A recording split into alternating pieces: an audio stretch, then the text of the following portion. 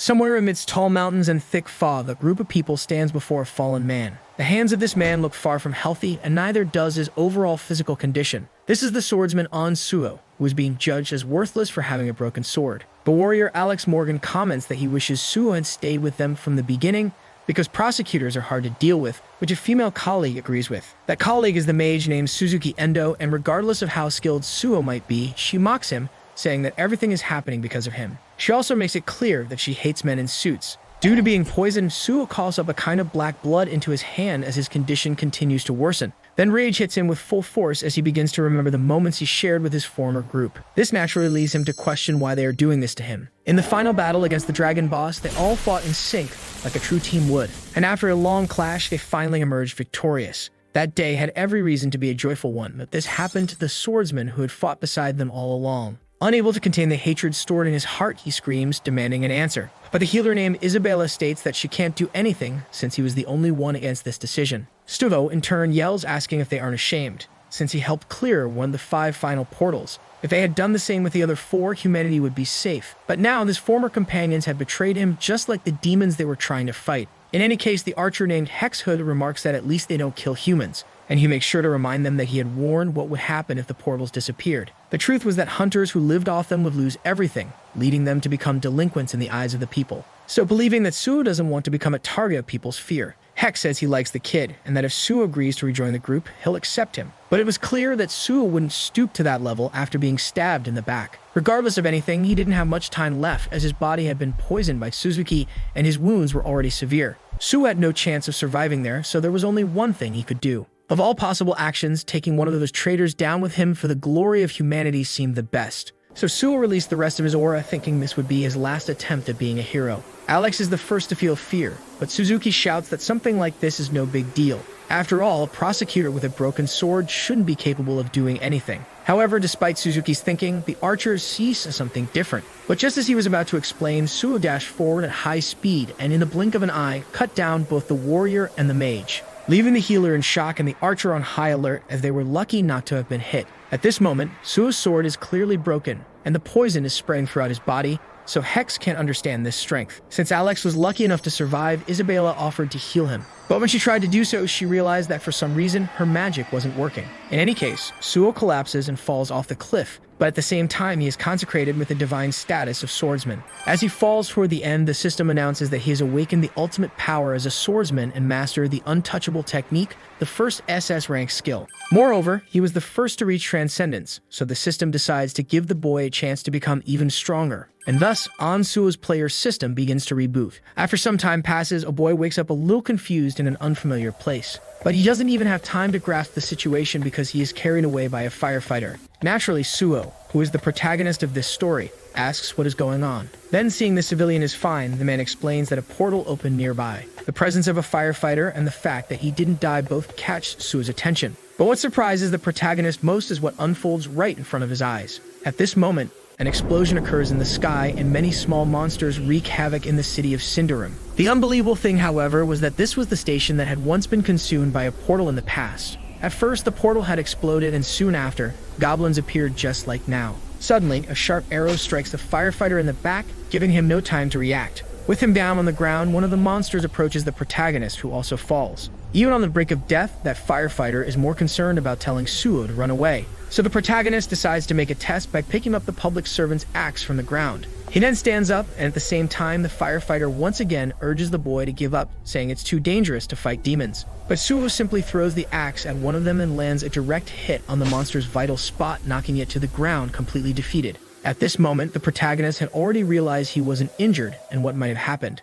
So, as the conditions for awakening had also been met, the system notified him that it wanted him to become stronger. Thinking it was all insane, Suo laughed, as it was exactly like when he awakened as a player in the past. And now the system asks him to choose the class he wants to follow, presenting the 4 basic classes that each member of his group once represented. Even the smallest details were unfolding exactly the same way as when the boy became a player in the past. So, guided by instinct, he prepares to choose the warrior class. But at the last moment, a shout from the firefighter telling Suo to run stops him from taking the same path as before without thinking more carefully. In any case, the hero reassures the firefighter, saying he doesn't need to worry. After all, he knows how to take care of himself, especially when his opponents are just a bunch of goblins. So now, with nothing else to say, Suo charges toward all those monsters without fear. The first of them prepares to cut the protagonist in half, but Suo calmly watches, dodges underneath without any difficulty, leaving the monster very confused because of the hero's abnormal speed, and frightened because Suo not only dodges but also positions himself to retrieve the axe. Now that he has a weapon in hand again,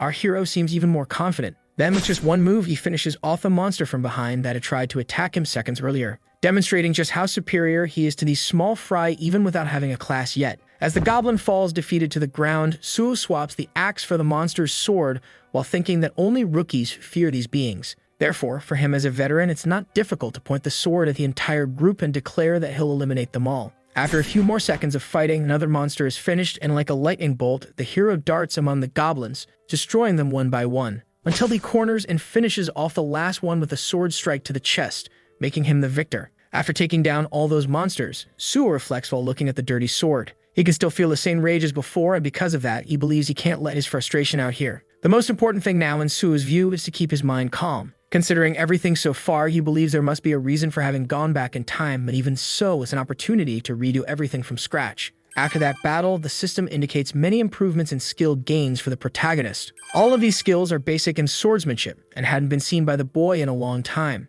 Therefore, even though the goblin's sword is a bit small, it will do. With that, the firefighter from before gets up, asking if the hero is a player. And upon answering yes, he calls the system, saying he's already made his decision. Then the option to choose a class appears again, but this time, the one Suo thinks is best is the healer class. To avoid mistakes, the system asks a second time and Suo confirms his decision. This way, 5 attribute points are granted and the hero masters the F-rank healing light. Without further delay, he asks the firefighter to turn around so he can see the wound. And before doing anything, he warns that the procedure might hurt a little. While the firefighter remains confused, the hero uses the healing light capable of recovering the wounded area. So he quickly removes the arrow and begins the treatment until he manages to close the wound. In this way, he asks how the firefighter is feeling, and since it doesn't hurt anymore, the man asks if the boy is a healer. Then Suo replies that this time, yes, which seems a little suspicious. At this moment, a message from the system appears granting the boy the right to choose a weapon from the arsenal for using healing for the first time. Because of that, even finding it a little strange, Suo chooses the beginner's sword,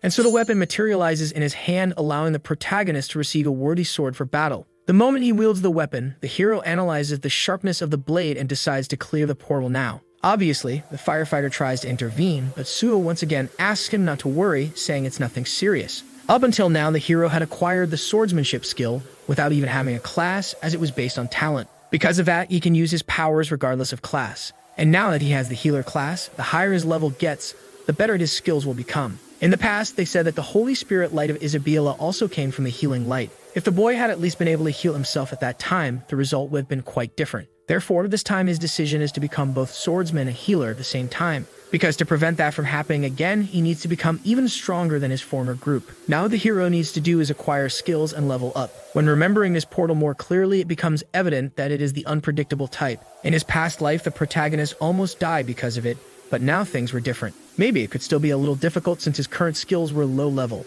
But even so, he remembered what it was like to be a swordsman, so he just had to do it all over again. That way, he placed his hands on the portal and activated the entrance through the system, causing him to be instantly transported from the city where he was to the Red Forest, which had both unknown entry conditions and an unknown maximum number of allowed people. While walking through that mysterious place, the protagonist, who believed the goblins had come out of the portal to attack people, is surprised because all those inside had already been defeated. So they had possibly entered the portal just to escape. At a certain point during the walk, a noise by his ear makes it clear that the inhabitants are there. More precisely, the inhabitants responsible for the forest being called the Red Forest. These are the hobgoblins, and while one of them is level 10, the other is level 12. Quickly, the stronger of the two throws the weak goblin body they hunted to the ground, laughing. And then he points his sword, challenging the protagonist to a fight. Basically, the message behind this is that he wants to hunt Suo instead of the goblins. Unlike normal goblins, this race has red skin and much stronger muscles. However, even though an attack is coming his way, the protagonist is not afraid.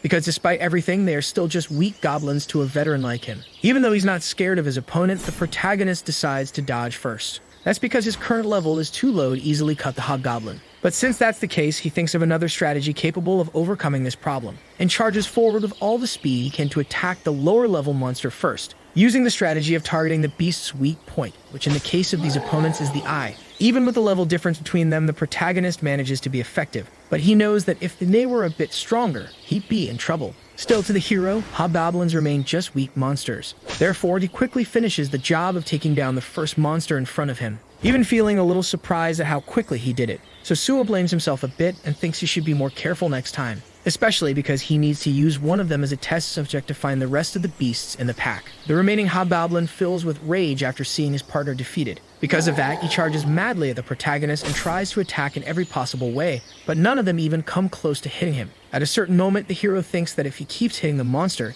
he might end up gaining more skills. So if he keeps dodging its attacks, he might also gain something, which is proven when the protagonist masters B-rank evasion. So now that he's achieved what he wanted, the hero draws his weapon and blocks the monster's attack at the moment it gets close. In this world, blocking is so important that there's even a weapon made just for that, and it is a basic skill that supports many others. Because of that, a second time the protagonist blocks the monster's advance and soon a third, until he masters the B-rank blocking skill, which leaves him satisfied. Fortunately, the hero manages to do this before the monster is defeated by exhaustion. So now that he can end this drawn-out battle, Suo sends the hobgoblin to meet the same fate as his partner. With no more opponents, the hero thinks about finding another, and as a mysterious silhouette appears, Suo decides to focus on leveling up. Back in the city, the civilians are gathered a bit away from the portal, and several nearby players are trying to enter by any means. Everyone was very irritated to the point of wishing the worst for Suo for entering without permission. But at that moment, none of them knew who was inside. The firefighter from earlier, for his part, reported to the officers that a player who had just awakened entered the portal alone. But he also didn't forget to mention that this player killed all the goblins by himself and healed his own wounds.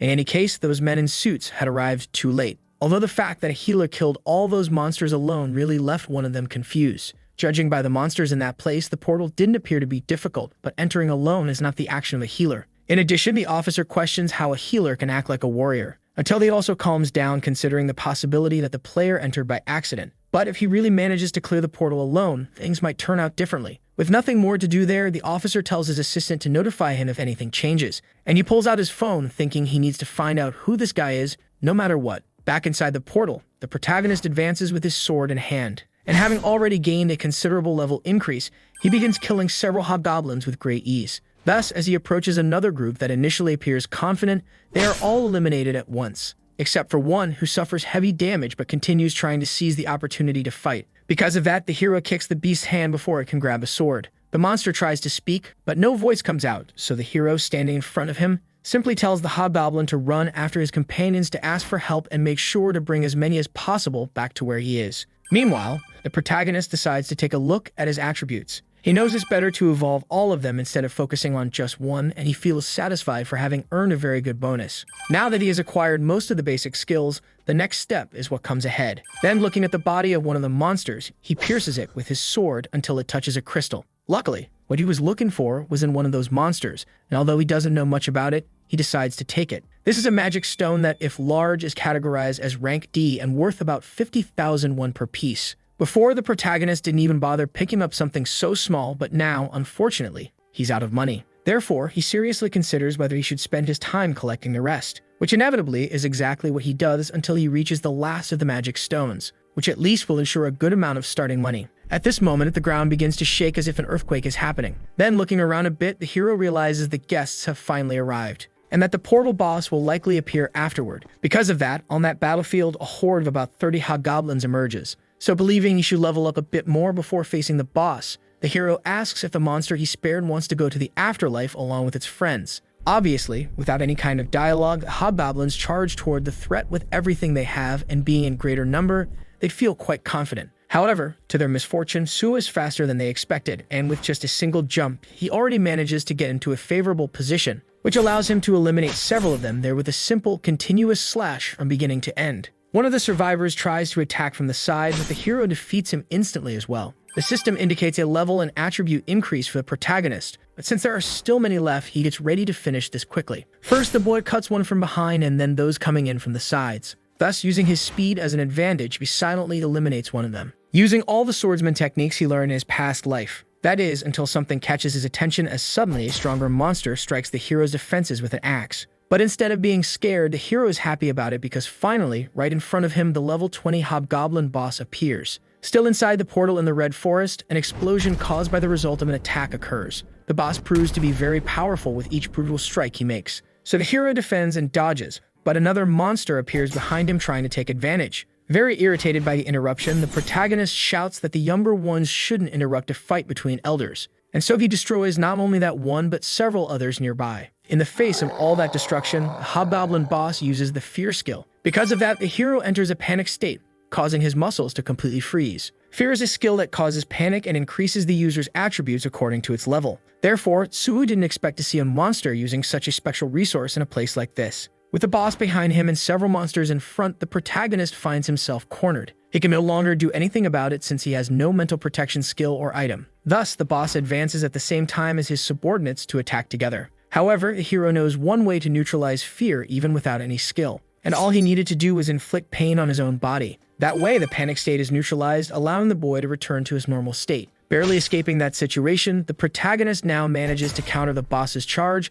leaving him very confused. Before anything else, Suo understands that the wisest decision is to deal with the others first. So even more brutally than before, he exterminates the entire supporting group that appears nearby, triggering a system message that says all the lesser monsters in the forest have been defeated. Thus, the protagonist uses the healing light and the wound area on his left hand as clothes. Now that everything is settled, the hero faces the boss head-on once more. And in contrast to the monster, who appears quite distressed, the hero suggests they have a little fun together. A tough battle unfolds between the two most powerful in the Red Forest. But while the monster boss is very focused, the hero acts naturally and begins to leave his opponent increasingly pressured and exhausted. At this moment, Suo can't deal much damage due to the level difference, but he manages to cut him. So he simply keeps inflicting small wounds until he manages to exploit a wound on the leg and enlarge it even more with another attack, turning that small scratch from before into something much bigger and more dangerous. In an attempt to retaliate, the boss uses the Fear skill again, but now it no longer works since, once neutralized, he can't be affected again. Quickly, the hero removes the sword from the monster's leg and continues attacking in various ways. At this moment, he becomes confident enough to declare victory. And finally, with one more attack using all the strength he has, another wound is inflicted on the monster's chest, bringing it to complete exhaustion, which becomes clear when the boss falls face first to the ground in front of the protagonist. In every possible way, the monster tries to react, but in that condition it can't. That is until unexpectedly the protagonist approaches and instead of finishing him off, uses the healing light on the monster, restoring it to a certain level of health. But this action wasn't irresponsible, as Suo only did it because he still needed to use that boss a little longer. After a long time of this creative training, several of the hero's skills rise to A rank. Then once again, the protagonist stretches out his hand to use the healing light on his sparring dummy. But this time, all the monster does is kneel, protecting its head and trembling in fear. Therefore, the overwhelming intimidation that surpasses the portal boss's wild strength grants the hero the A-rank skill, Intimidation. In the end, that was the only thing missing to achieve everything he wanted. So now he could finally finish this clash between the two.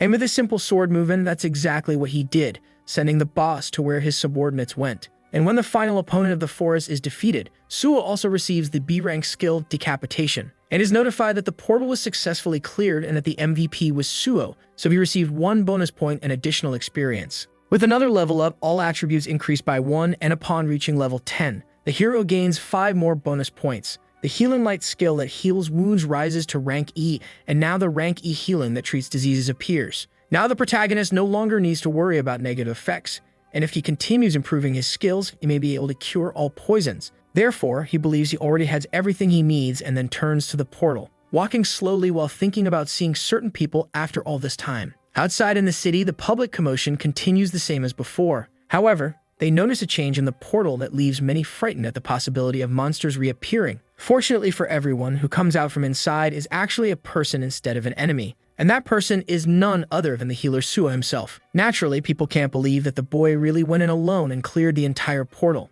On the other hand, important figures try to take advantage of the situation to recruit Suo. But in an instant, he disappears from where everyone is, leaping at high speed until he reaches the ground. And facing a certain someone, he says it's a pleasure to meet him. More precisely, he says it's a pleasure to meet the leader of the Korean Hunter Association's team, Jung Chul-min, which is a bit strange for the others, as Chul-min doesn't know Suo. Sometime later, still around dusk at the team's headquarters, the protagonist is practically interrogated by Chul-min. However, the leader can't stop thinking about the moment they met not long ago because the first thing the hero did was extend his hand. Chul-min obviously asked if there was some pending business, but Suo asked to go to the association first. After all, he already needed to go there to apply for a hunter license, which left the leader astonished that the boy didn't have one yet. Since he was still going to do that, the fact was that the protagonist was an unauthorized hunter who had just awakened. Furthermore, his chosen class was healer, which is the weakest of the four, yet he still managed to clear the portal alone. Looking at the association's test results, the boy is certainly a healer, but seems like a warrior. In any case, he states that he has no problem with the results and confirms Suo's name. However, he asks what the boy was doing with his life and hears that the hero dropped out of college and became unemployed. For the head of the association, it was logical to assume the boy was a student in the health field. But another surprise comes because he actually studied physical education. In that case, what Cho-min thought was that the warrior or archer class would be much more suitable. So the hero had to explain, making up an excuse that he was in pain. Changing the subject, Cho-min asked about the protagonist's time inside the portal. Therefore, he replies simply that when he entered, he killed some hobgoblins that attacked him to survive. And without giving the association leader time to be surprised, the protagonist demonstrates by filling the president's desk with magic crystals. Basically, Suo plays dumb, saying he got those stones after defeating someone who seemed to be the boss. And since he doesn't know much about magic stones, he just asks Cho-min to handle processing them for him. The head of the association starts the task, but first asks if the hero really wants to become a hunter. And without any hesitation, the hero responds yes, saying he decided at the moment he awakened, which makes Cho-min very excited. In any case, the man asks if there is another reason. Then the hero replies that yes, but finds it funny that Cho-min can't hide his happiness. Getting straight to the point, the hero says there are many reasons why people want to become hunters. But in his case, his motivation is the hatred he has for demons and portals. Unfortunately, the protagonist lost his entire family in the portal shock. So he knew it was dangerous but went in alone because he couldn't control his anxiety. During all this time, the boy acted thinking he could lessen his hatred for the demons, but so far nothing had changed. Therefore, after suffering for so long, he realized what he had to do, so that there will be no more victims like him and so that people don't lose what is precious because of the portals. The hero states that he wants to work for the safety of the people, and that is why he wishes to volunteer to be part of the Korean Hunter Association. Initially, Cho-min is surprised, but despite liking the hero's motivation, he asks if he is sure. After all, being a member of the association means living as a public servant, which brings a salary not as good as that of other guilds. Despite that, the protagonist comments that what he wants goes beyond the salary. Suo wants free access and property rights over the portals, including the unpredictable ones. He also wants the authority to apply extreme punishment to crimes committed by players. Basically, what the protagonist wants is to be on the front lines clearing as many portals as possible. Even though the association has the property rights to the portals, most of the time they are auctioned off to the guilds. And the reason is that it's not worth risking one's life for such a low salary, so they avoid unnecessary danger. Usually, public servants choose this path without asking for much in return, since most of them can earn money in other ways besides entering portals. In the end, it's like an office job where they do everything to avoid a life-threatening risk, but for some reason that Cho-min still doesn't understand, Suo is different. Suo was showing himself to be a boy who not only cared for others but also wanted to fight on the front lines. Basically, the ideal example of what a patriotic public hunter should be. Therefore, the happiness was so great for Cho-min that he thought he might faint. Putting that aside, the team leader says he will finish filling out the boy's admission and check his documents, so that he can take the preliminary tests and then participate in hunter field training. And to the protagonist's surprise, the applications for this year's test had already closed. But luck appeared because Cho-min said he could still include him. After all, the fact that the protagonist cleared a portal alone was already enough reason for the superiors to approve it.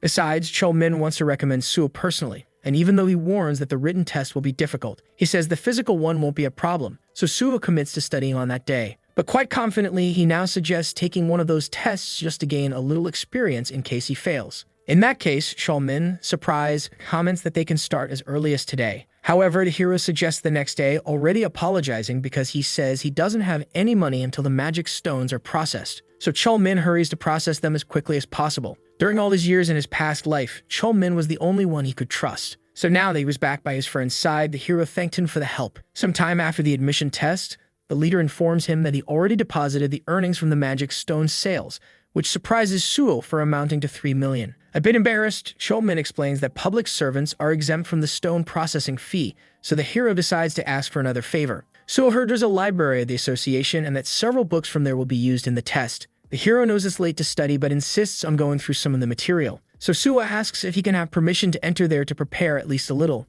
And fortunately, Cho-min says it's something very easy with a smile. Shortly after, the two arrive at the library, and Cho-min says the hero doesn't need a card to leave. So he lets the protagonist stay as long as he wants and says goodbye, hoping he passes the test. In the end, Suo was quite happy to see that his old friend was still the same as before. Even now, he was a kind and trustworthy person, but who still hadn't even thought about becoming president of the Korean Hunter Association. Changing the subject, the protagonist thinks it's hard to pretend he knows nothing because he feels guilty for deceiving him. Still, acting suspiciously could cause a stir, so the protagonist simply decides to go look for that. Of the most important thing that will happen in the future, Suo can't remember everything because he's human, but at least he believes it would be good if he could get that skill. And at a certain moment, by a coincidence of fate, he finds the book he's looking for slightly sticking out of the shelf. Without thinking twice, the hero grabs that huge encyclopedia. The name of this book is Book from Another World, and despite seeming simple, it has a lot of good information. It even contains usage instructions, but the way the protagonist reads it is not conventional, as he places the open book on top of his head.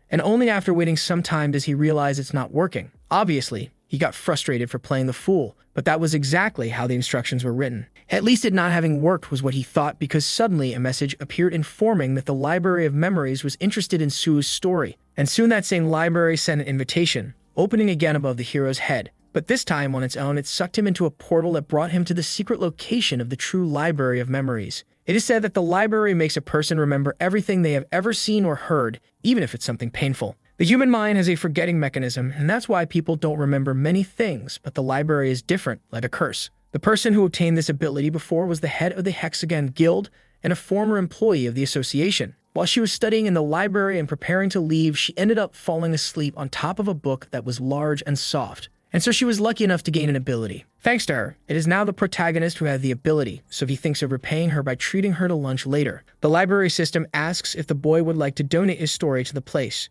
Therefore, he remembers that one of the abilities is to recall everything he has ever forgotten. And since he went back in time, it is essential to keep in mind all the distortions that will occur in time, making this ability one of the most necessary. Upon accepting the suggestion, Suo donates his story to the Library of Memories. Then it begins to visualize and document all the protagonist's memories, transforming his body into a book that begins to be flipped through. And through a magical circle, it is transformed into dozens or even hundreds of books that fly through the sky. Thus, shortly after this process, it was announced that the Library of Memories had been mastered. This is an A-rank ability where all the protagonist's knowledge can be accessed whenever needed. Perhaps because it's an imaginary space, Suo felt quite strange having his memories extracted. But in any case, since he succeeded, he decides to run a test. Willing to see the power of this ability, the protagonist calms his mind and soon opens his eyes in a place with strong wind. This was the site of his final moments in his previous life. Even now, the protagonist can feel the emotions he had that day, but believes it might be due to the Library of Memories. That group of traders wanted to keep the portals open purely out of greed.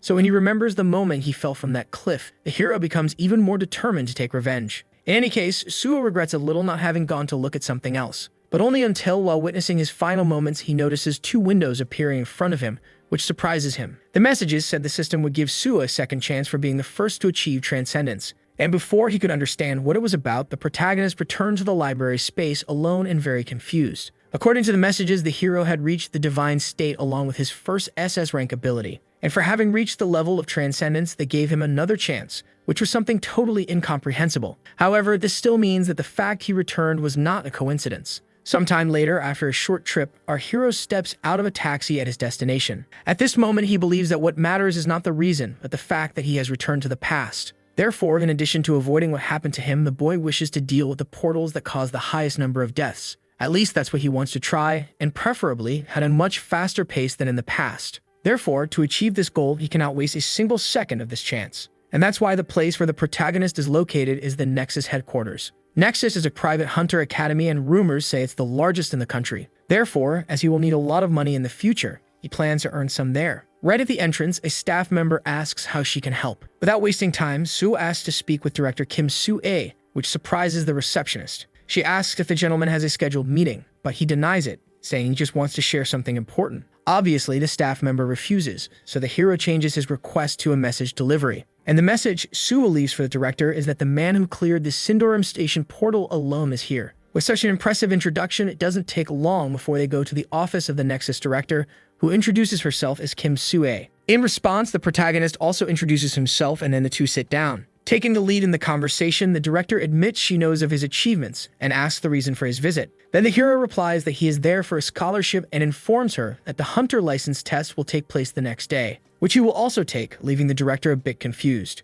Regardless, Kim asks when the boy awakened, and surprisingly he answers that it was today. Naturally, the director thinks it's madness for someone without even a license to take the admission test. And beyond that, it's even crazier that he cleared the station portal by himself. Nevertheless, the hero reveals that thanks to a member of the association, he will be able to take the test, in which he also aims to come in first. Therefore, if he succeeds, he asks to be accepted as a student at Nexus Academy. And along with that, he obviously asks for a generous scholarship as a reward. Suho has in mind that it's difficult for a complete novice to rise to the top, but as a veteran, he has already cleared several portals. Still, whether they believe it or not, the decision will be solely up to the director. Kim, for her part, finds the protagonist's achievements impressive, but reminds him that the probability of passing is less than 20%. Thus, the hero assures that if he is not the best, he won't mind being ignored for the scholarship. First of all, recalling that there are also hexagon and primes, the director asks why Suho came straight to Nexus. Then, without hiding anything, he says it's because this academy is in a worse situation than the others. As far as he knows, Nexus Academy is the largest in the country, but in recent years has failed to recruit a student who placed first or second, and since then, the number of students has been declining, which, although sad, is the reality. The director knows they need to do something, and even though she's never seen a beginner evolve so much, the possibility that Suho might live up to his words brings hope. After all, he would not only be the person who cleared a portal alone, but also the highest scorer in the association's test. Therefore, if Suho really joins Nexus, the one who will benefit the most will be the academy itself. The director believes she doesn't have much to lose, so not being naive, she asks how much the boy wants to receive. Suho, in turn, asks how much they pay the most qualified student, to which the director replies that it's 30 million plus reimbursement of tuition fees. In addition, the student has free entry into the academy's guild, but Kim knows that's not all the hero wants. And after thinking a little about it, what the protagonist asks for is 10 times more than what the top student gets. Suho asks for 300 million, considering the extras for placing first. And with a mischievous smile, he comments that something like that shouldn't be much for such a well-established academy. Therefore, even feeling pressured, the director accepts the conditions. Thus, a reward of 300 million is set in case the boy passes the test, and since she's going to draw up the contract now, she allows the protagonist to walk around a bit. The more the protagonist walks, the more he realizes how perfect this place is to achieve his goals. Then a person who seems to have just woken up to accompany him agrees, saying it's to be expected from the best academy in the country. Suho thanks him for accompanying him so late, and although tired, the man comments that he can't refuse special guests. A little further away, the hero notices someone who appears to be a student training in the area. To explain the situation, the guide informs him that it's the most dedicated student in the academy. He shouts Daehan's name, advising him to rest a bit from training. However, since he is in his third year, this man, Kang Daehan, believes it's his duty to push himself a little more. In the past, Daehan was the #1 tank in the country, and Suho remembered fighting alongside him, known for his great strength. Therefore, it was a shame that tanks have lost relevance over time. Upon noticing an axe instead of a shield, Suho understands that the young man has not yet found his path. But contrary to what it seems, that is good because he could use the opportunity to intervene early. Daehan is someone who will join the Nexus Guild in the future, so Suho thinks he should befriend him and take him to the association. When the two meet for the first time in this timeline, the guide introduces them, and the atmosphere is quite friendly. Knowing the boy will also take the test, Suho asks if he plans to use the axe as his main weapon. Surprisingly for Daehan, what the hero wants to know is the reason for his choice. Therefore, although feeling a bit pressured, he replies that it was a recommendation from the academy. And the guide agrees with the suggestion, stating that the axe is perfect for someone as strong as him. In this case, the hero asks if the young man intends to keep using it. In response, Daehan, who sees himself as a slow learner, answers yes, since it took him 2 years to become proficient with the axe. However, the truth was that it took so long because the weapon didn't suit his aptitude. Because of that, the hero doesn't know whether the boy is naive or just foolish for not trying to make any changes even after being stagnant for so long. Either way, he now understands the reason why the academy's situation is so bad. And to change that, he boldly states that he thinks differently. Since all players have different attributes, Suho says the boy should use the weapon he feels most comfortable with, because he'll be able to evolve greatly with the right skills and items as experience comes. Suho speaks without hesitation that Daehan doesn't match well with the axe. To the hero, since the boy took 2 years to learn to use it and was still bad at it, that was a sign they weren't compatible. Suho admits the axe is good for those with destructive strength, but notes that without a defense plan, the openings created would be fatal. In short, what Suho says is that Daehan is too big to be protected by another tank. Just thinking that 3 years of effort had been wasted made Daehan very worried. However, since the boy persisted for 3 years, even if it was a mistake, the hero stated that he had the aura of a great tank. Therefore, Suho suggested a combination of a shield on the left hand with a one-handed weapon on the right, which would greatly increase his practicality. In any case, the idea of becoming a combat tanker a day before the test doesn't excite Daehan too much. But to that, the hero replies by asking what group role the boy thinks is the main one. Daehan thinks it's the mage, but Suho immediately corrects him by saying it's the tank. After all, while facing the main opponent, the tanker is responsible for defending both the mage and the healer. In that case, Dayan suggests using only a shield, but the hero says there are many forms of crowd control. And he says that in his view, the tanker should have at least one weapon at their disposal. Fortunately,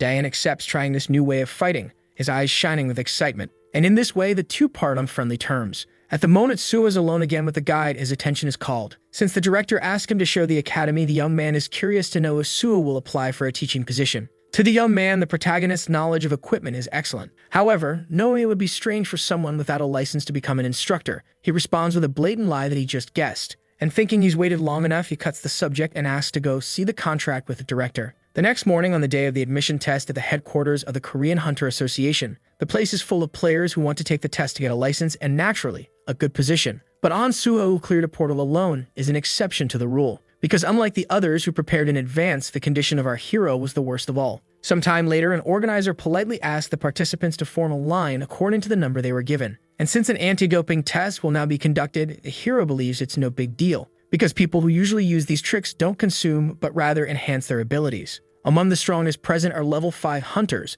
but the magic of one of them is certainly higher. However, not only he but several others are doing the same thing. And since the protagonist's sensitivity to distinguish mana is greater than that of many others, he gains the skill, Mana Sensitivity, level B. Looking with this sensitivity, it becomes even clearer that the place is a mess, and the hero already knew the association's system wasn't very good. But as he didn't imagine there would be so many people cheating, he decides to do something about it. As always, Shulmin is in the audience helping when Suho needs support. Because of that, the hero passes by some people who don't seem very happy with the written test. And the same goes for our hero, who also cheated in the end, since he only passed thanks to the Library of Memories. Anyway, Leader Chelmin asks if the protagonist did well on the written test. Then when Suho replies that he did, the man explains that he's there to provide support since they're short on staff. In any case, Chelmin praises the hero's intelligence, so Suho needs to play dumb a little. Changing the subject, Suho says he has a request to make, not for help, but related to the test. What the hero questions why they don't conduct a mana test. While doing his test, the protagonist says he observed things and now asks Chelmin to do the same. Conventional blood and urine tests can detect drugs in the body and also prevent item fraud by confiscating all belongings.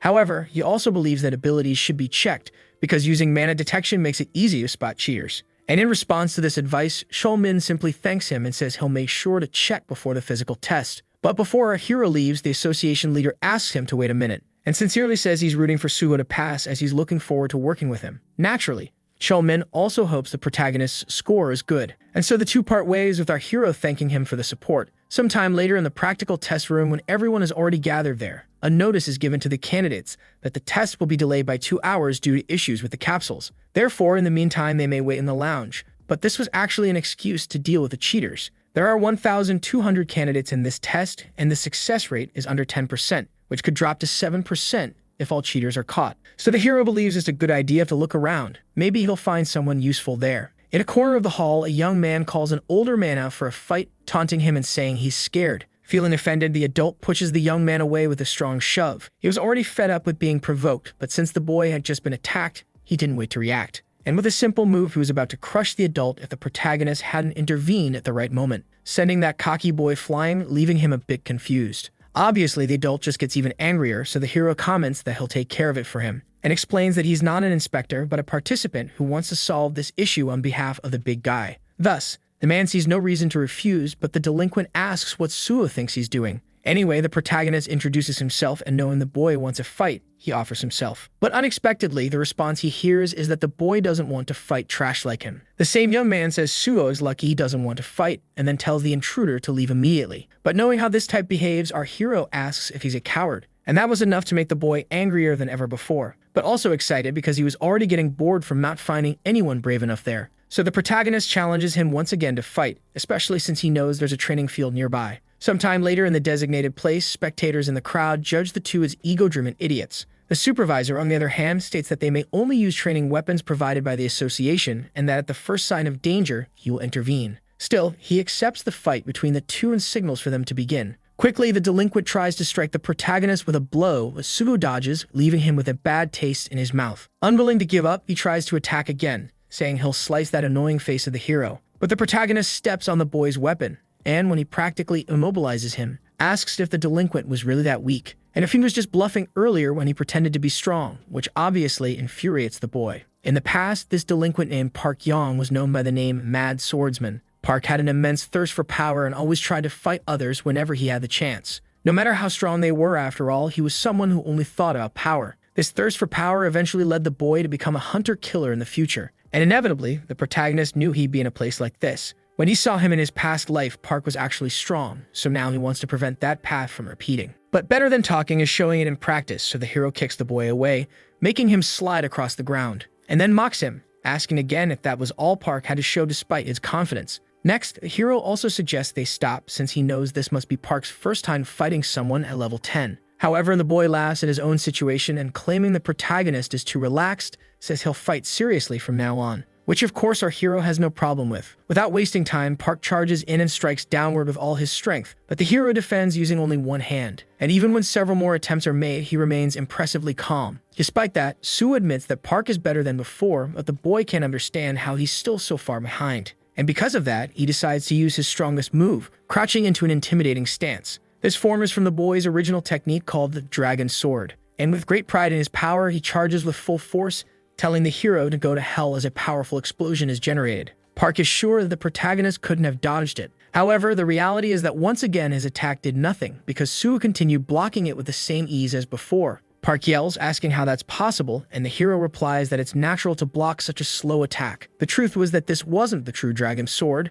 but rather a basic technique, as the real one was impossible for beginners. In any case, the delinquent's fury keeps growing, and time and again he tries to break through the protagonist's defense. But our hero doesn't show a single sign of concern on his face. At a certain moment, Park gains a favorable position and, believing he has an opportunity, puts all of his power into trying to eliminate the protagonist once and for all. But to his misfortune, Sue counters by striking his chin before he can do anything, which leaves him utterly confused and unconscious immediately. But to the hero, it was easy to understand because, as he said before, the delinquent's speed just wasn't enough. With his opponent lying on the ground, Sue believes it's best to stop because if he injures him further, he might get into trouble. At the moment, the protagonist knows it's better to focus on himself than get involved with others. And now that Park has been educated, the protagonist believes the training center will finally be at peace. With nothing more to do there, Sue calls out to the supervisor, who initially seems a bit distracted. And since he knocked out his opponent, he asks the man to wait with the boy until he wakes up. After those 2 hours pass, the physical test finally begins with the participants entering the capsules.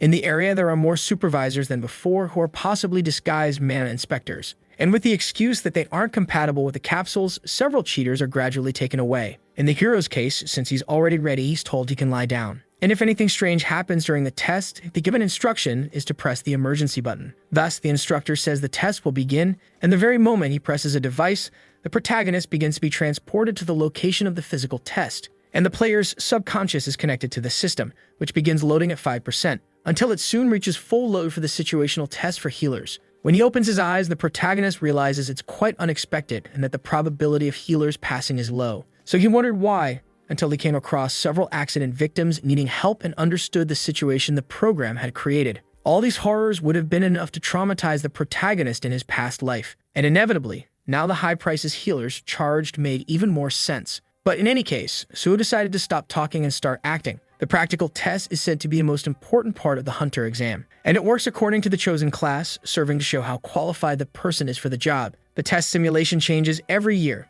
and so does the passing criteria. Generally, the challenges are one-on-one or group combat with scores determined by time and abilities used. But the test for healers is a bit special because unlike the attack-based classes, it's evaluated by how much they can heal. Obviously, having excellent healing skills makes a difference. However, for most, the amount of sacrifice is more important, so healers must heal people even if they risk their own lives. In other words, in this test, the protagonist must die saving others, and even if he dies there, he will remain alive on the outside. Therefore, before that happens, he must save as many people as he can. However, going against common sense, the protagonist picks up a sword from the ground while wondering if he really has to die. After all, he believes it's far too cruel to ask someone who has already died to die again. As he walks through a post-apocalyptic setting, many cries for help can be heard, and all of them were already in extreme conditions, except for one person, so the hero asked if she was okay. That person was a girl who was desperate to run away, so Suo immediately assumed he should keep her alive until the end. Therefore, the hero says that the rescue team is already on the way, and he tells her to stay calm because until they arrive,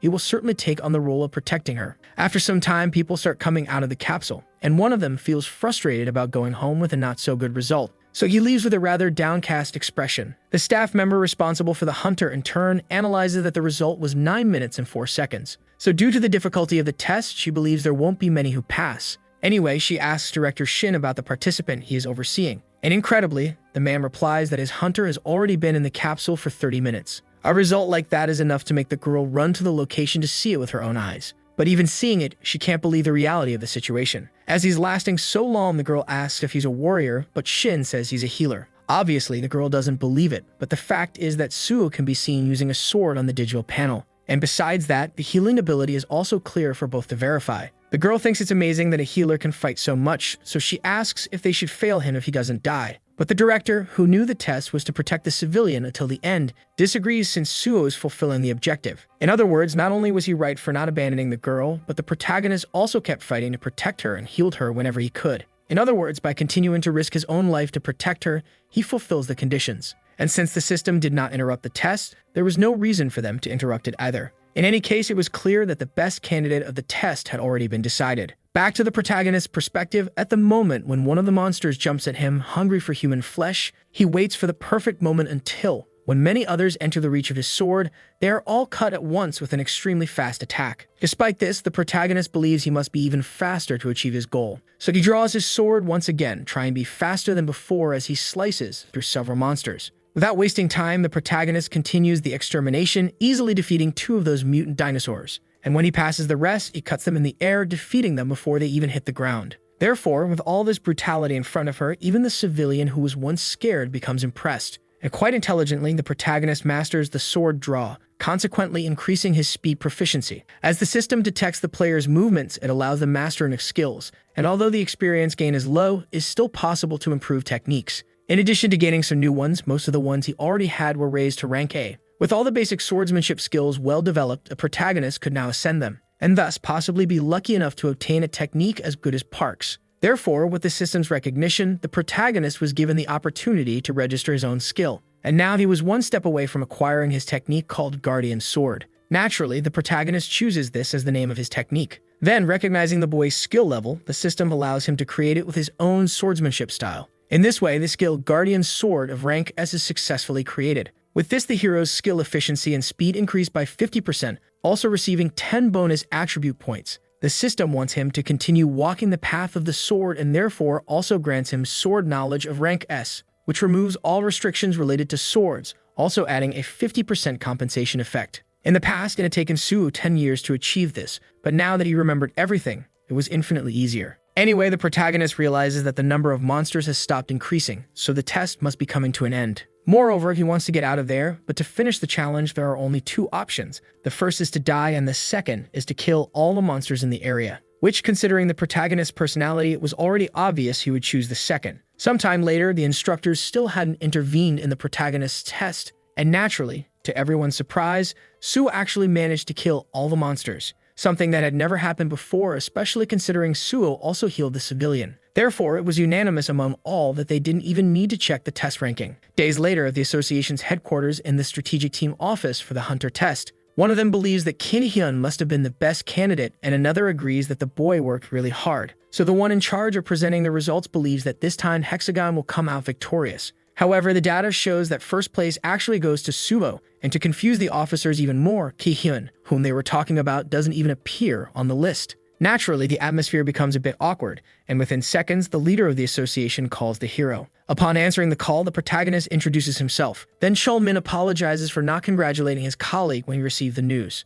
and he praises him, saying that not only did he get the spot, but he was also the best candidate. Very humbly, the hero tries to shift the credit to the leader, but he knows Suo earned it, and only thanks to him were they able to catch several cheaters. Therefore, the leader of the association believes this will serve as an example to further reinforce the test in the future. Changing the subject, although it's a bit awkward to ask again, Chol-min questions if Suo will join the association. Then the hero replies that he'll join a guild for now, but that his intention remains the same. So Chol-min thanks him, saying he'll definitely call the protagonist when public recruitment is announced. And so the two say goodbye as it's now lunchtime, and they're both a bit busy. After hanging up on the other side of the line, Chol-min doesn't look very excited but gets up to go eat soon. From the protagonist's perspective, noticing his colleague's voice was strange, he wonders if something happened. However, the most concerning thing is that now Suo stopped receiving calls, so he answers another one. This time it's Director Kim who, honoring their agreement, informs him that she has already deposited the promised money. But anyway, she quickly asks when the hero will appear at Nexus. After all, with results like these, she guarantees he'll receive better treatment than anywhere else. So the hero thanks her, and Kim invites him to meet for a better conversation. However, thanking her again, Suo declines, saying he has a personal commitment today. But he also makes it clear that since he is now a student of Nexus, he will inevitably show up there, which obviously makes the director very excited for when that happens. And without wasting time, she makes it clear that her staff must not sign any contracts in the meantime. So while the protagonist feels a bit embarrassed by the happiness heard through the speaker, the two say goodbye and Suo gets out of the taxi, thanking the driver. Since the protagonist passed the test and obtained his license in addition to receiving the payment agreed upon with the director, all that remained for him now was to acquire some useful resources. At the Dongdaemun wholesale market, the protagonist checks off a few items on a list on his phone because he's already bought everything he needed, except for a certain weapon he's going after right now. At Doyeon's materials shop, the boy isn't sure if he'll find what he's looking for in a place like this, as he came to an empty store on purpose. Anyway, he enters and talks with the old man running the place. With a smile, Suo says he recently became a hunter and wants a light and useful weapon. So the vendor points to a collection of weapons in the corner of the room, but despite thanking him,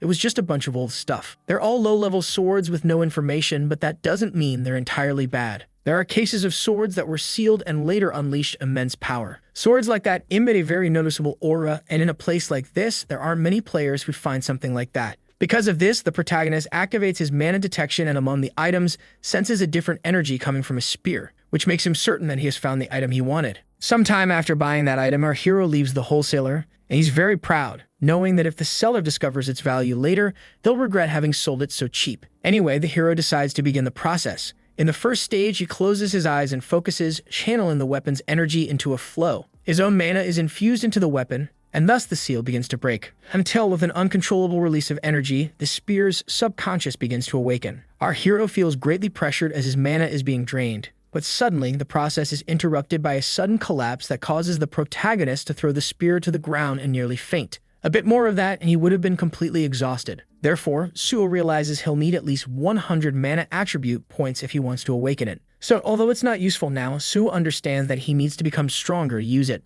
Sometime later at PBS headquarters, while a young man is typing, his phone rings, so reporter Cho Jin-hwai answers without bothering to stop working. On the other end of the line, the caller is on Suo, so the young man starts thinking about who this person might be, until he remembers the young hunter who placed first in this year's association test. And furthermore, Suo also reveals that he is the one who cleared the Cinderum portal, which makes the reporter audibly surprised, and unintentionally ends up drawing the attention of his colleagues since it's incredible for someone to do that without a license. Anyway, Jin-hwai asks the reason for the boy's sudden contact, and to explain himself, the hero says he became interested in the reporter's professional side, known as the Golden Boy. So since many of his achievements will make headlines in the future, the hero wants to hire Jin-hwai as his exclusive reporter. Even though he's someone greedy, Jin-hwai says he's not in the mood to have someone bossing him around. But the hero says that what he really wants is a partner, though the reporter doesn't believe it. After all, in his view, Suo must be trying to trick him to boost his own value before joining a guild. Even though it's not true, the hero admits he wants fame but explains that he plans to become a public servant. And when he mentions the association,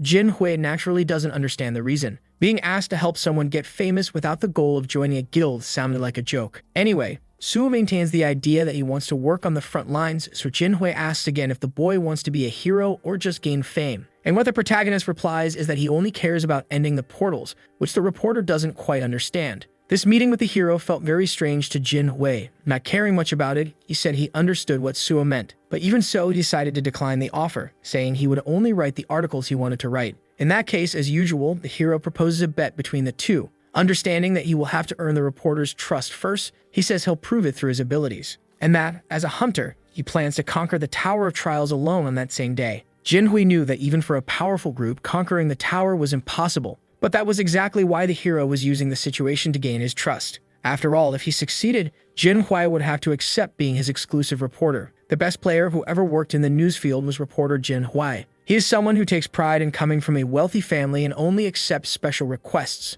But in the past, he worked several times with Suo, changing public opinion. However, due to his ego, he was fired and disappeared since in any place, a needle that's too sharp can be a danger. Jin-hwai was what you could call that needle, and after getting into a fight, he had to step away. But the hero doesn't plan on letting him disappear again. By winning this bet between the two, it'll be good to have a promising reporter nearby. And since the condition for victory is so extreme, Jin-hwai's ego leads him to accept the hero's bet, so the two part ways. And with Suo's final message saying he's already heading out to conquer the tower, the reporter feels extremely irritated. Believing the hero is crazy, he doesn't understand why these things are being said so suddenly. And in the end, he concludes that the boy isn't bad, just really annoying. Jinhui believes he is not the kind of person who lies in situations like this, but still feels quite stressed. Regardless, the reporter doesn't stop his activities there. Deciding not to worry about this matter for now, he leaves the office thinking he has nothing to lose. A few minutes later, the tower challenges, a line of people can be seen around. Right at the entrance, a government employee responsible for managing the place looks bored.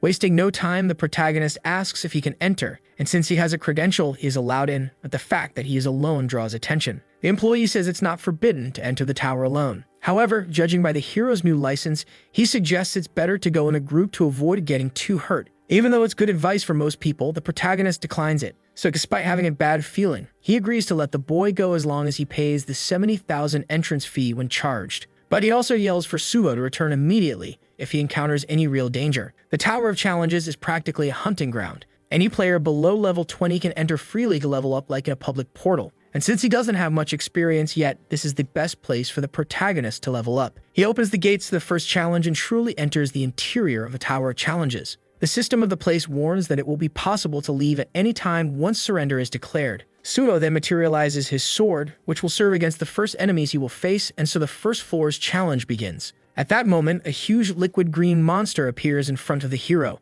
It attacks directly without even thinking twice. The monster on the first floor is a slime, and at first glance, Sudo was impressed with its size and speed, but in the end, it barely dealt any damage. Therefore, if he keeps acting like this, it will be a blow to his ego. So the protagonist thinks he should finish it quickly before getting pushed back again. With a precise sword strike to the slime's stone core, a crack forms. Even though the monster tried to keep advancing to attack, the critical hit to its most sensitive part causes it to explode. This makes Suva realize that slimes can be easily destroyed with attacks to the core. Thus, our hero finds himself victorious, but soon notices something that shocks him. Right in front of him now were many others to face due to the slime's ability to divide. In the end, this is why it is recommended to explore in groups, since most floors have monsters that act in groups. Wasting no time, the protagonist slices one and moves on to destroy another with a powerful spinning strike. At the same moment, he uses two smaller monsters as steps to reach the larger one and stabs his sword right into the center of the slime's core. Stoodle pulls his sword out of the larger one and quickly throws it to hit the next core, causing the monster's structure to collapse from the inside out. Then, with great agility, he manages to recover the thrown weapon and spin his body midair to face the next ones. While falling, one of the last ones comes to attack Suo, but that's exactly what he wanted because by grabbing one of the monster's tentacles, his freefall stops and he can now reach it much more easily. Sudo propels himself upward using the grab tentacle and uses the monster's body as a base to launch forward, passing over several smaller slimes. Using this advantageous position to his favor, our hero descends, slashing each of them with great skill, also destroying the core of every remaining monster in the place. With the battle over, the tower system announces that the first floor has been cleared and asks if the boy wants to face the second. A purple crystal at the top of the place begins to shine, preparing the change in territory, and since there are 48 floors, Su agrees to face the next challenge. The highest record in the Tower of Challenges is the 48th floor, but that was in his past life. Currently, the record is the 29th. Both records were achieved in groups, but intelligently, the tower always scales challenges according to the participants. Therefore, as the number of people increases, the experience gain decreases. Although in a long confrontation, a team is always beneficial. So if someone wants the best record, the standard is to form a team with level 20 hunters. After some time in the tower, the protagonist manages to conquer the 18th floor. And despite common sense, he believes he doesn't need any of that. Therefore, the moment the system offers the 19th floor challenge, the protagonist accepts, and the territory begins to change. The 19th is different from all he has cleared so far because it has only one monster, which means is a very strong one. Because of that, without wasting any time, the protagonist charges toward a red light that appears to be his opponent. He jumps with all his strength, determined to clear the floor with a single attack. However, all that red mist dissipates with the appearance of a humanoid monster. The hero tries his best to finish it off before it fully manifests. Right when the monster shows its first signs of interaction, the hero smiles because he made it in time. He then cuts his opponent in half in a very clever way, and without even allowing a real challenge to occur, the 19th floor is cleared. As always, the system asks if the hero wants to face the next floor, but the 20th is placed on hold. Another thing about the 19th floor is that usually monsters disappear once they are killed. But that is not the case with this boss, which means something valuable can be extracted from it. Thanks to his past knowledge, the hero obtains a fang. This is an item that cannot be used alone because it has its own conditions.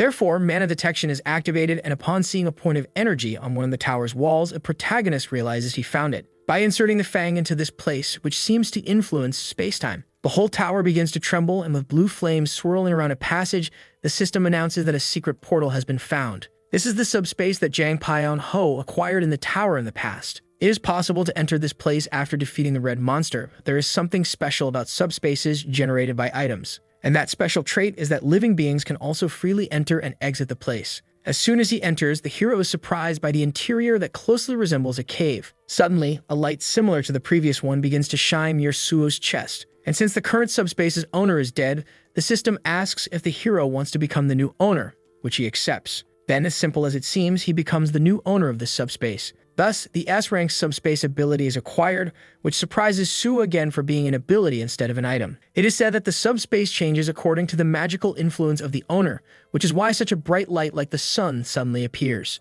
And within seconds, the system announces that the subspace has been rebuilt. To the hero's joy, the moment he opened his eyes, he realized he had practically gained a new home. The place adapted to Suo's mana and personal taste, so the stronger it is, the bigger the subspace will be. But what pleases the hero the most is obtaining this before Jang Pion-ho, because in the past, the man was a trafficker who caused the government a lot of trouble. Sumo, for his part, spent several sleepless nights because of him. But since this time it was he who acquired it, it won't happen again, which made him kill two birds with one stone. Thus, what remains now for the protagonist is to keep moving forward. In the day's news, among the most exclusive is that the hunter on Suo will enter the Nexus Academy. Therefore, reporter Jin Hui believes the demand to study there will increase. But since Suo said he would join the association, publishing an article would be bad, as Nexus was confident they had him in their guild. In any case, Jin Hui wonders what floor the protagonist is on now. But at that very moment, a message appears saying the 30th floor has been cleared. The record of the Tower of Challenges is broken, and the 31st begins to be faced.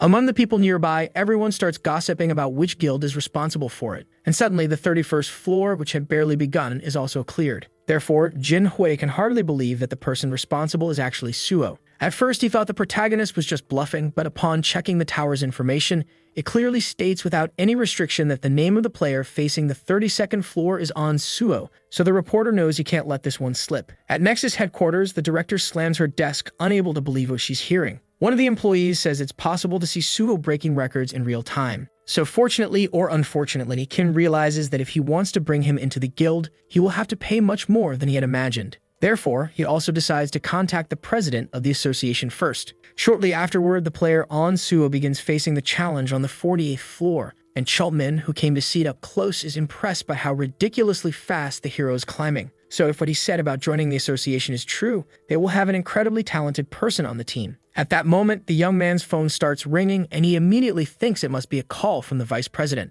Upon answering the call, a voice yells, asking where he is. Then Chulmin informs them that he is in Panyo, in front of the Tower of Challenges. Regarding that, when asked about his level of familiarity with Suo, the young man claims to know him a little. Therefore, an order is given for him to bring the protagonist there as soon as possible. Chulmin, in turn, gets excited and takes the opportunity to say that he's also recruiting hunters for the association. However, the vice president reveals that he only wants Suo there because of a photo request with the president. So with his enthusiasm completely crushed, the young man nearly breaks his phone. Unfortunately, he remembers that these people only care about their own positions, which is why the population sees them as thieves. Moreover, that's also why they can barely recruit any members for the association. In any case, as a government subordinate, Chulmin knows he'll have to bring him there. Back inside the Tower of Challenges, with his sword stuck in the ground and extremely exhausted, the 48th floor is successfully cleared. Thus, once again, the record of the Tower of Challenges is broken. Suo achieves a new milestone with 5 bonus attribute points. He's already tired of climbing non-stop, but just looking at his new stats makes all of his reluctance disappear. Suo is glad to have reached level 39, and every time he breaks a record, he earns 5 bonus points.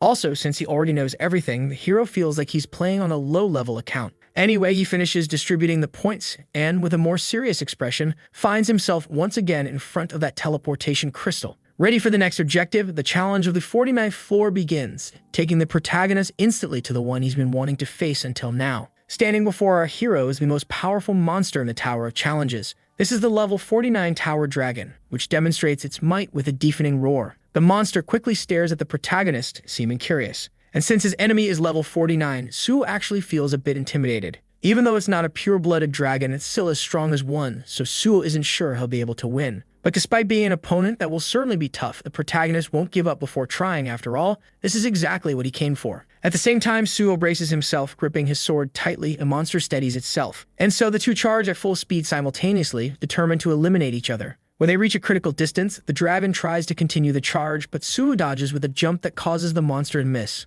The protagonist can't understand how something this big is so fast. But once again, the pressure of its claws against the ground shows it's preparing to strike. The dragon gathers a large amount of dark energy in its claws, and to the protagonist's misfortune, he starts being pulled in by the pressure of the wind. With the protagonist in the air, the monster opens its mouth to swallow him whole. And it really seems like that will be the protagonist's fate. But at the moment the monster closes its mouth, Suo manages to use its own body to propel himself. This way, he manages to land on top of the dragon's head, and saying it's his turn, he prepares a theoretically fatal strike, bringing his sword down on the dragon's head with as much force as possible. The attack causes a considerable amount of damage, leaving the monster slightly disoriented. However, the dragon quickly flings the hero far from its body, and as the protagonist begins to reposition himself, both are already facing off for his second round again. From the beginning, Suo knew it would be hard, but he didn't expect that he wouldn't even be able to scratch it. In any case, the monster doesn't care about those complaints and begins pressing the ground, using its weight as an advantage to create cracks that send stone shards flying along the ground like in an earthquake. Luckily for the protagonist, even though several rocks came his way, the monster gets confused by its own strategy. With Suo hidden, he wonders if the only thing he can do is dodge due to the attribute difference.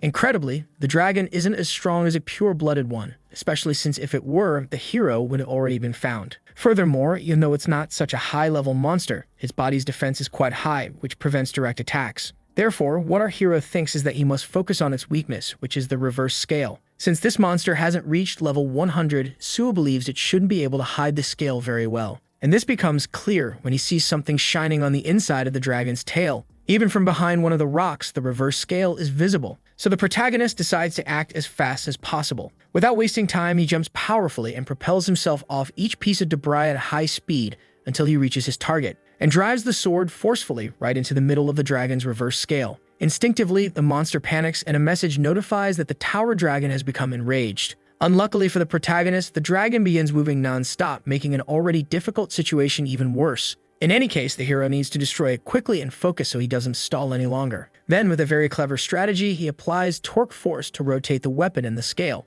And so the dragon's pain reaches such a critical level that the tower boss's fierce skill is activated. Suo is unfortunately affected immediately. Upon entering a panic state, his muscles become paralyzed and hallucinations appear. The hero tries to use his healing skill, but the negative effect is too strong to neutralize. The monster roars once more, displaying its ability, and the protagonist, who is in an advantageous position, now finds himself in an increasingly dangerous one, until, to finish off the hunter once and for all, the monster slams its tail hard against the tower's walls. Ruining a few seconds to when the monster decided to crush him against the wall, Suo called on his subspace. And so when he was about to be eliminated by that devastating blow that sent debris flying, he was thrown inside by the dimensional portal that connects the worlds. Suo, who is in a desperate situation, knows he must act quickly. So he summons some potions he brought just in case, though he can barely move. Using all the strength he has, he opens one and drinks it desperately. It was a purification potion, and soon the effects were activated. Thus, the panic state was neutralized along with the hallucination state. And finally, the hero could collapse face down on the ground to rest a bit. It's extremely convenient that only authorized people can enter the subspace. Suo bought those potions wholesale, just to be safe, but never expected to use them. Moreover, the dragon gained more resistance by using fear, and since healing didn't work, he will have to keep fleeing to this place. However, this way the hero realizes he won't be able to do anything, and given that, decides to test a new strategy, summoning some everyday items to try to find some use for them in the fight. After some time, the protagonist learns a low-level combination through the library of memories and summons a jar, which makes him very proud for being able to use formula combinations. Suo knows it's possible to combine various types of items, although many people don't value this possibility. Anyway, he puts socks as well as a guitar and a broom into the jade for the combination. Still, if it weren't for the molecular pulverization class from a famous scientist of the past, he would have never known this. Suddenly, a light appears from the jar, and soon a message congratulates the protagonist for the successful congregation. From that mix, a ring was created that hides presents, ranked S+, called First Mumu, and of course the protagonist gladly received the item. Upon obtaining a new achievement, he gains 10 attribute points, and the reason it became an S+ rank item was because of this system bonus. There are many ways to categorize an item, so people use the terms original and fake. The first items that appeared were almost all S rank, which is the case with this one. However, a plus sign next to the rank means the item was affected by this system with some effect. And now, already able to feel the power in his hands, this item that now belongs to the protagonist is equipped. Our hero can see that it is a good item. In his past life, he hadn't obtained it because of a mad scientist who created the combination first. In any case, with these bonus points, he believes he should awaken that thing soon. First, our hero decides to allocate 4 points into mana, which finally makes him reach the 100th milestone. Thus, the boy evolves his mana to the red level before reaching level 50, which makes him very proud. He thought it would take longer to happen, so if things continue like this, he will reach the purple level soon. The attribute color changes at 100 points, but purple is only reached at 700. Anyway, the hero believes he'll get there faster than in the past, and having finished distributing the points, now it's finally time to summon the ancient spear, and with the weapon he got wholesale in his hands,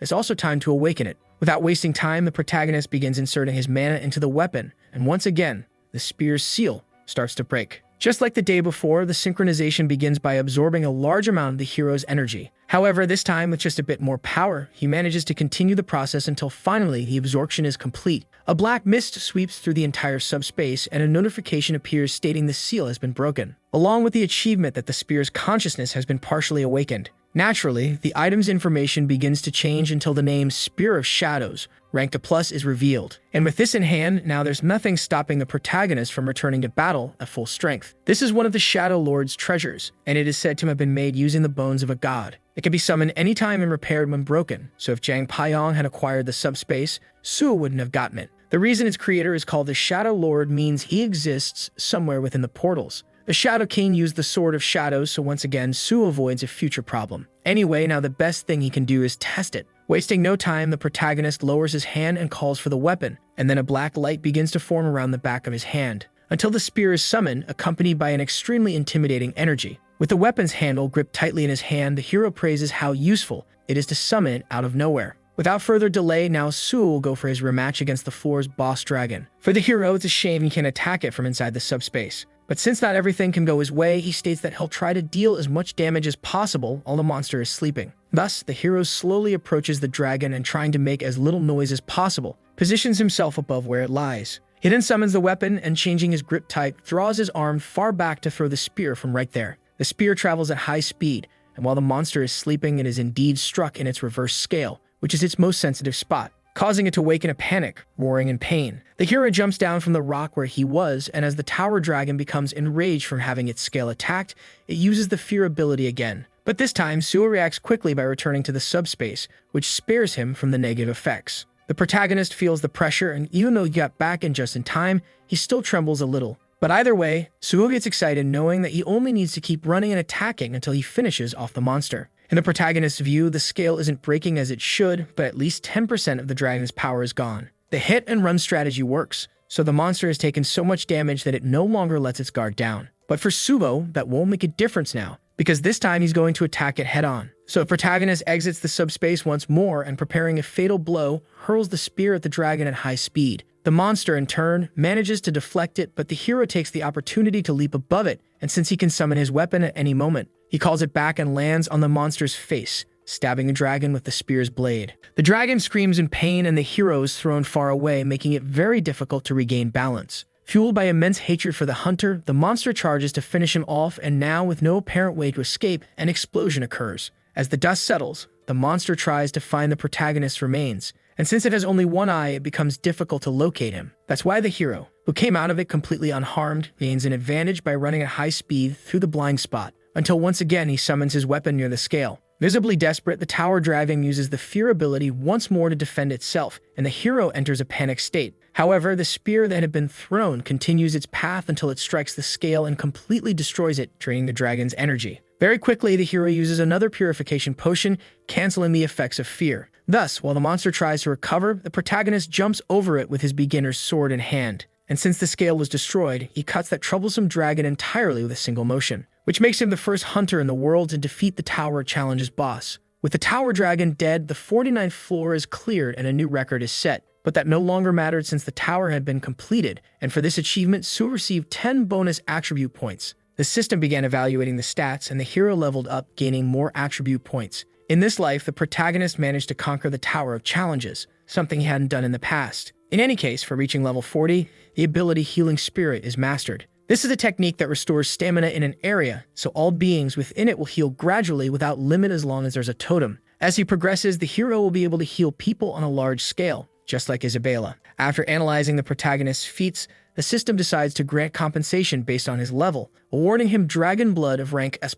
Surprisingly, this was the ability of a certain player who claimed to have taken it from a mountain dragon. The draconic bloodline allows the bearer to use the powers of one without having been born a dragon, consisting of several levels. So seeing this before him, the hero becomes very excited, especially since with it, he might become even stronger than in his past life. As expected, the reward was quite generous, so the protagonist moves to collect as many resources as possible. And to help with that, the boy summons the Spear of Shadows, because by driving it into the ground, the spear reacts to the shadow of the tower dragon and begins to devour the monster's shadow, until the dragon's body is completely consumed by the weapon, making it vanish entirely, which consequently evolves the Spear of Shadows to rank S+ due to its Shadow Fang ability. With the increase in magical power, a new part of its consciousness is awakened. Then the hero decides to take a look at what changed in his stats. Apparently, its regeneration is now also ranked S, but what stands out most is something else. The Shadow Prison S-rank ability can be used to stun a target and trap them, and while active, the target will suffer damage from shadow bleeding.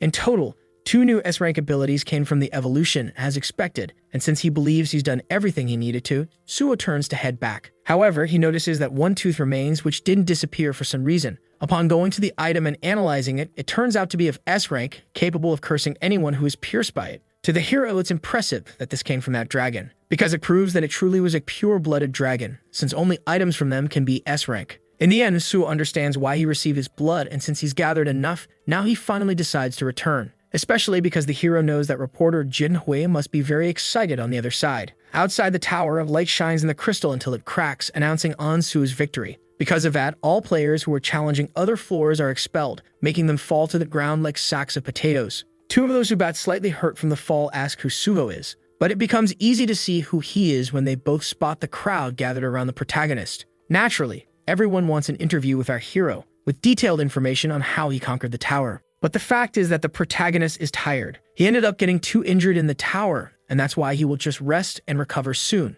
In any case, the protagonist's attention is stolen when he notices Jin Hui reflecting nearby with a defeated expression. So while the reporter tries to process everything, the hero simply appears behind him, making him jump away in fright. Sumo, for his part, finds the scare funny since the reporter was expecting him to appear. Changing the subject, the hero explains that he got rid of the paparazzi just by leaving the place, but that it was thanks to his ring. Anyway, Suo quickly asks if the reporter doesn't trust him. And with his hands extended in such a friendly expression, Jin Hui agrees to shake hands with the hero, even though he thinks he's a lunatic. Sudo makes it clear that if the reporter still doesn't trust him, he can find someone else. But Jin Hui finally admits that if he didn't trust him, he wouldn't have come all the way there. So the two get into a taxi to leave before more people show up. Still inside the taxi, the leader of the association makes a call to Suo. Min congratulates the hero for conquering the tower challenges and apologizes for not speaking to him in person because he couldn't find him. In any case, the hero thanks him for the call, explaining that he fled because he was really tired. In that case, Min asks if the hero needs to be taken somewhere, but Suo declines, as he already has someone doing that. So he only asks if there's anything else the leader wants to say. Regarding that, Min reveals that he wanted him to come to the association. In fact, the association leader confesses that he never expected the Tower of Challenges to be conquered because it worked like a public portal. But since all that happened, they are conducting an investigation. Then the hero simply states that if they need any information, he'll be willing to provide it. And in that way, the two say goodbye, agreeing to get in touch later. Knowing the president and vice president's personalities, the protagonist is sure they probably just want a photo. So although he feels bad for Min, since he will surely get caught up in trouble, Suo doesn't want to meet those two. Changing the subject, the reporter asks if he can ask something. And since he still hasn't understood it, he asks why Suo wants to be a public servant. Given the hero's abilities, Jin Hui knows he could join any guild. However, for Suo, no association can be stronger than the state itself. The reporter, on the other hand, believes that guilds have more fame and power, but although they could stage a coup and even seize power, only in guilds could they live like heroes, because that kind of strength would incite fear in the population. Being honest, the protagonist admits that he also wants to eliminate the portals. But since he can't do that alone, he'll need the support of an organization, which in this case will be the government, as it is a place of absolute freedom. Among the players he knows, the reporter comments that none have such a strong sense of purpose. Getting straight to the point, Jin Hui asks if the boy will take the civil service exam and says it would be a waste to take the level 9 test. So as expected, the hero agrees, so Jin Hui asks if it will be level 7. But to his surprise, Suo says he will take the level 5 test. And since in Korea the positions go higher as the number gets closer to 1, Jinhui finds it bold. So the hero decides to explain the reason to satisfy his colleague's curiosity. But first, he also makes it clear that this is not information to include in the article. After some time talking, Jinhui realizes that it's a good plan, and that's exactly why the hero asks him not to reveal it. Anyway, Jinhui says that when the time is right, he will make an official announcement. And since the reporter will monopolize the news, he will certainly gain an advantage over the others. That being the case, now that they've gotten out of that mess, the reporter asks if Suo wants to go home. Since his information has already leaked, many people are likely outside his home, but the hero makes it clear that, just like he escaped before, he'll manage to get in. Instead, Jinhui suggests that the hero stay at his place for a while. After all, the guest room is ready, and the security is good enough to prevent any intrusions since it's located in the Kaiser in Cheongdam, basically the part of the city where luxury apartments worth billions are sold. Upon entering the place, the interior is so bright that all Suo can think about is how privileged Jinhui is. To show more, the reporter mentions that the tablet in the room is quite functional. After all, with a simple app, they can buy items or food without leaving home, in addition to having access to an emergency healing function that can be used immediately. However, this wasn't something the protagonist needed, since he is a healer. Returning to the fact that he is a healer, the reporter starts asking about it again. Then he apologizes because he really couldn't believe it when he saw Suo's information. To him, it doesn't make sense for a healer to conquer the Tower of Challenges alone, as that class usually climbs with the support of a group. In any case, since he is still on the clock, the young man says he needs to return to the company. So he just asks the hero not to forget what he said earlier, and soon after they say goodbye, the protagonist opens his status window. At this moment, he needs to distribute the attribute points he gained in the Tower of Challenges, and since he spent everything on his stamina, he will now increase sensitivity. As all 3 main attributes are already in the red zone, Suo is quite impressed. But now that he's finished distributing the remaining points into sensitivity, he believes it's best to start looking for cameras inside the apartment, because with his current stats, he'll be able to find anything. In the end, this isn't a demonstration of distrust toward the reporter, but rather a precaution, because in our hero's view, being careful is never too much. After a long time, the hero realizes how hard it is to search an apartment as huge as this one. And in comparison, he believes it was harder than killing the dragon. The place is bigger than his subspace, but since he didn't find any cameras, he believes he can finally rest in peace. Suddenly, someone starts sending desperate messages to the hero's cell phone. And it seems it's not just one person, but several, as his number has been leaked. In this case, our hero will inevitably need a new phone number. But for now, he decides to test the app the reporter talked about first. After a few minutes using the program, Suo is surprised that it actually worked. He grabbed 2 cell phones to leave the old one aside, but with the constant calls, changing numbers became a priority.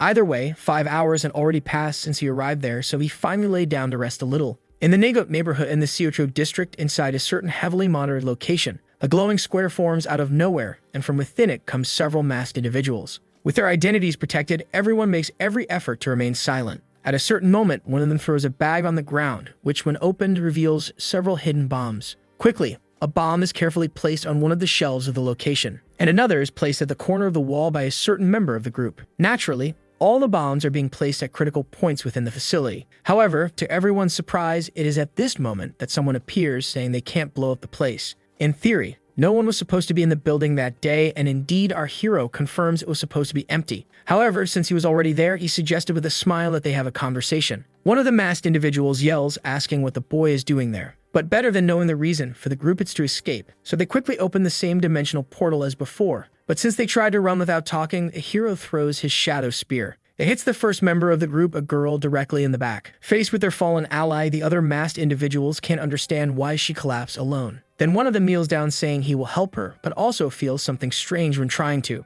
Since they are in a hurry, the companion yells for his partner to hurry up, so the masked man tries to pull the girl again. But with the shadow bind activated, she cannot move. Desperate, the man shouts that something's wrong and they need to try something else. The girl asks to be left behind, but the man refuses because he seems to have a bond with her. Then, considering her partner's decision, she asks them to eliminate the hero. Taking her opinion into account, they all agree, changing their strategy from escape to combat. But although he seems to be in danger, the hero just mocks them, saying it's very hard to have a conversation with them. In an instant, all 3 masked individuals move in for a fatal attack. However, without the protagonist needing to move, the attackers simultaneously feel a strange sensation. Because, to their misfortune, the protagonist's gravitational pressure skill had been activated. With the intruders suppressed, Sue asks if they are from Banshee. Banshee was a secret group of terrorists that became quite famous across the country because, until they were caught, they caused many problems with bombs. Naturally, the masked ones question how the boy knows their name. So the boy decides to start by revealing the first member, whose name is Kwak Duho, someone who makes a living as a janitor and is the most hardworking member of the team. The second is Soo Kyoan, who manufactures the bombs but also works as a high school science teacher. Next is the delivery driver Kim Hemin, who has an ability that allows for easy movement.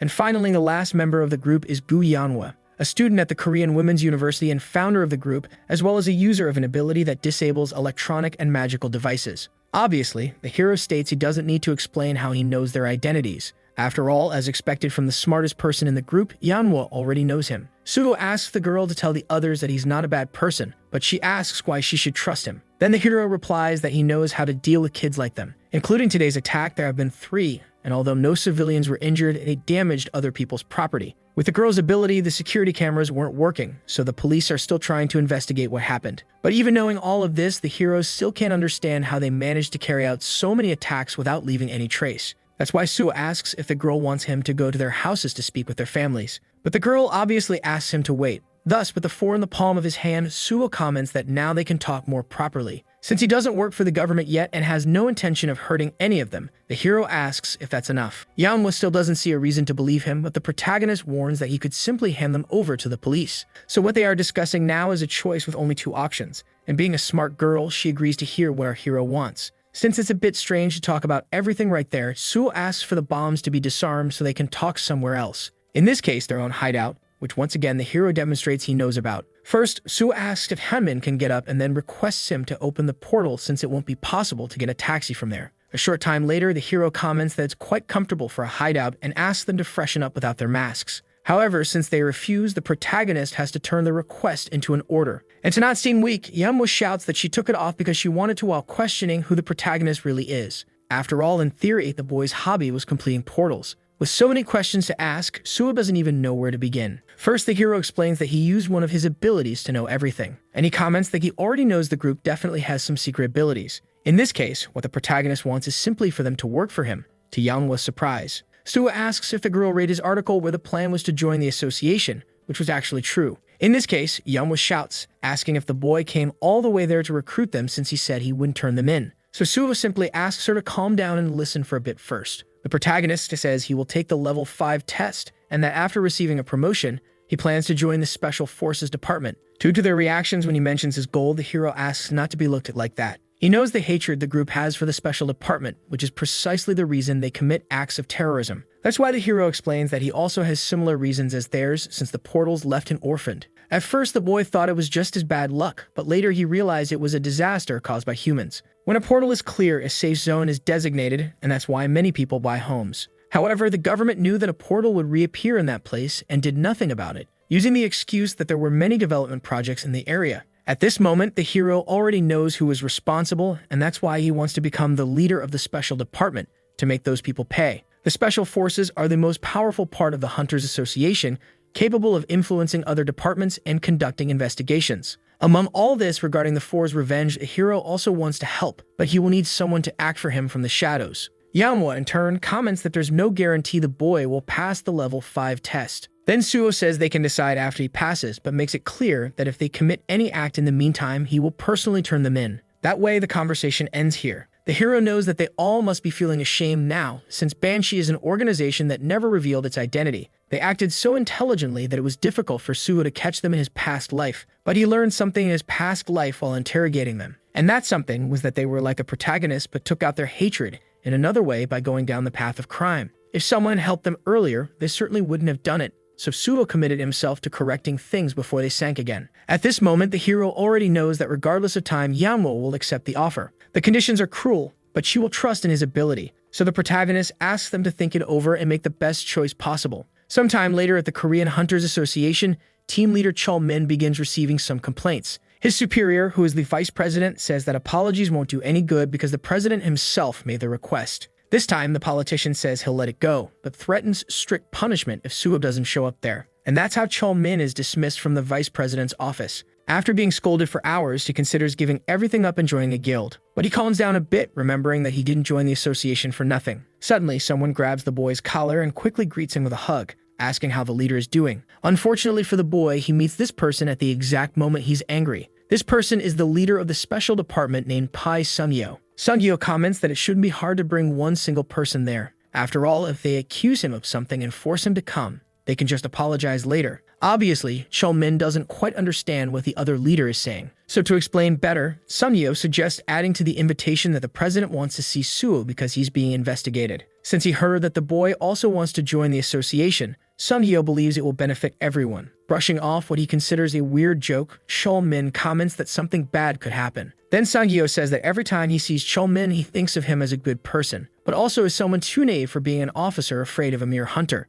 Thus, Min pretends to agree under pressure. Sangyo says their job is to put fear into hunters to make them obey orders. So as the boy is a leader, Sangyo says he should start acting like one. After all, sometimes there are better ways to solve complicated situations. Anyway, the special department officer says he'll always be around when Min needs him. And so the two say goodbye, but despite the friendly appearance, the hero's friend thinks of that officer as someone disgusting. At first, he had a good opinion of him since he was part of the association. But over time, Sangyo actually proved to be someone quite scary with a lot of knowledge. Either way, the boy leaves work to rest a bit for now. But as soon as he goes down the stairs, he stops on a step to sit and reflect a little on recent events. When he met the protagonist, it was clear that he truly wanted to help the association. But suddenly, he turned cold like in their last call. Min believes that Suo must be getting many guild offers now, which is unavoidable, so he really wishes he could know what he's thinking. In a slightly more distant place, the protagonist's taxi arrives, and from it, he steps out, as always, ready for his next action. Looking at his hand, that invisible ring begins to glow, activating colorless solitude, which is an ability of the item itself. As soon as he got the first Mumu item, the protagonist began using it like crazy. And now it will be the same because he's ready for his next objective, which is right ahead at the Soul Blood Center. With a powerful jump, he leaps over the center's security walls, entering with great ease. Then, while walking silently, the boy checks his surroundings, believing it must be nearby. Upon activating mana detection, a bloody red energy can be traced from afar. Normally, a portal emits a large amount of magical power, so it doesn't matter how well hidden it is as long as he can sense it. And this one in particular had just cracked open a rift between the two worlds. A secret portal is usually hidden and only appears when certain conditions are met. Logically, each portal has different conditions, but in this case, the protagonist summons a dagger from his inventory, and he makes a small cut on his hand without even thinking twice. After all, this portal's condition requires a certain amount of infused blood, and the moment the portal absorbs the protagonist's fluids, the conditions are truly met, which makes him proud. This way, the secret portal is opened, granting the boy 5 attribute points for the achievement. And now, with the portal's information loaded, this blood portal is activated. Sometime after entering that place, the hero uses the power of light and realizes he's in a cave, so he becomes curious to go deeper. Along the way, a liquid falls on the protagonist's head, catching his attention for seeming like some kind of water. However, when he looks up, several small red eyes are seen, making it clear that it's drool from level 63 vampire bats. Wasting no time, they all charge in unison to attack the hero, and he comments that the party is about to begin. A new skill called Intimidation is activated, generating a wave of power. And so all those monsters trying to attack the hero are easily defeated by his presence. One of them that remains alive writhes in pain on the ground, so to finish it off, the protagonist approaches, and using his Shadow Spear, he activates Shadow Bind by driving the spear into the ground, creating a wave of dark energy through the place, which causes all those bodies to be consumed in a few seconds by the weapon's power, leaving the place clean. Nothing is better than Intimidation for small fry because as an S-rank skill, it doesn't depend on level difference. Normally, people focus on 1 or 2 attributes, but since the hero knows exactly how the system works, he decides to give attention to all of them, rising to level 45 with 5 points in each red attribute. The hero, for his part, believes it was too much just for vampire bats, so he checks the battle log and is surprised. After all, among the bats, there were also blood slimes, which were probably hiding among the vampire bats on the ceiling when Suo accidentally exterminated them. Even though it was a great skill, Suo didn't enjoy the fight that much. But he also knows that the higher the monster's level, the more resistant they become to the pressure caused by intimidation. Thus, the protagonist keeps walking until he finally stops in front of the boss gate, where the main event of the party will take place. And without even having to think much, Suo opens the gates and enters the boss room without fear. The inside of the place is completely vast, surrounded by crimson light. At a certain moment, the protagonist announces that the monster can come out of hiding now. Red eyes shine in the shadows of one of the room's corners, so the protagonist summons his beginner's sword and defends himself from a charge by a giant bat that tries to finish him off. The most unexpected thing for the hero is the fact that the boss is a giant vampire bat. But even so, he fights back with a slash to the monster's wings, sending it flying. To the hero's surprise, suddenly he feels something approaching, and upon turning around, he sees a giant blood slime attacking at high speed, forcing the protagonist to dodge just in time. Faced with these two, it's clear they're certainly not the boss, but also not common monsters. One is a century-old bat, level 72, and the other a blood golem on the same level. Despite that, the hero believes they are too weak to be a real challenge. So the three approach for a confrontation, and while the golem faces the protagonist in close combat, the bat tries to flank him, using his flying ability as an advantage. However, at the right moment, the protagonist counters with a slash and also turns, hitting the golem in two spots. Additionally, while stabilizing on the ground, he takes advantage of the monster's confusion from their injuries to use his full power, and eliminate both at once with an explosive slash that sends everything it touches flying through the air. Thus, as the debris from the explosion settles, the dust begins to clear and Suo gets a bit excited believing in his victory. But he quickly returns to reality because of a very important fact he had forgotten, that both the century-old bat and the blood golem had the power to resurrect whenever they wanted. The wreckage increases as the fight continues between the protagonist and the two monsters in the boss room. In addition to being able to resurrect, since they are blood monsters, physical attacks don't work very well. That's why the hero believes he'll have to use that. Suddenly, his hand begins to glow, and as the monsters approach, a new sword materializes. Naturally, the clash causes an explosion even stronger than the previous one. However, when the dust settles, the monsters seem worried because the bat starts bleeding after being struck in a critical area, and so does the golem. Before, it didn't matter how much he slashed, it wasn't doing any damage. But in the end, they still have a weakness against silver swords blessed with divine attributes. And as a healer, what the protagonist knows best is how to manipulate divine power. A strong light is created when Suo channels this energy into the sword, and as it passes through the monster's entire body, its end comes swiftly. That's why the hero steps on the defeated bat and mocks how easy it was to defeat it, addressing the blood golem. He asks with a smile if he should also use divine power on him. The golem becomes more furious than ever and charges forward to avenge its companion. However, what it didn't expect was that now the protagonist could take it down much more easily than before. And just like the other, with a single strike, the blood golem is defeated, which makes the hero really appreciate this attribute. Being a healer, using divine enchantment becomes quite useful. By enchanting his silver weapon with that power, Suo created the perfect weapon to deal damage to the monsters in this place. Suddenly, a sense of an intimidating presence is felt behind the protagonist. Then he realizes that the true boss of this secret portal is finally going to appear. With slow steps, the boss recalls that the boy not only invaded the place, but also killed his subordinates. Calling the hero an insolent creature, he says the boy doesn't know his place. So the level 76 cursed prince orders Suo to kneel and confess his sins. But the hero asks what will happen if he says the reason he came was actually to find her. In response, the vampire attacks, claiming the protagonist is far too arrogant. In the first strike, our hero manages to defend, and even though he's thrown backward, he dissipates the magic, finishing with a mocking question, asking if his majesty is done already. Furious at the intruder, the vampire changes his strategy and creates a blood sphere. And with it in hand, he believes the boy won't keep running his mouth afterward. Unexpectedly, instead of launching it at the protagonist, he infuses all the blood into the ground,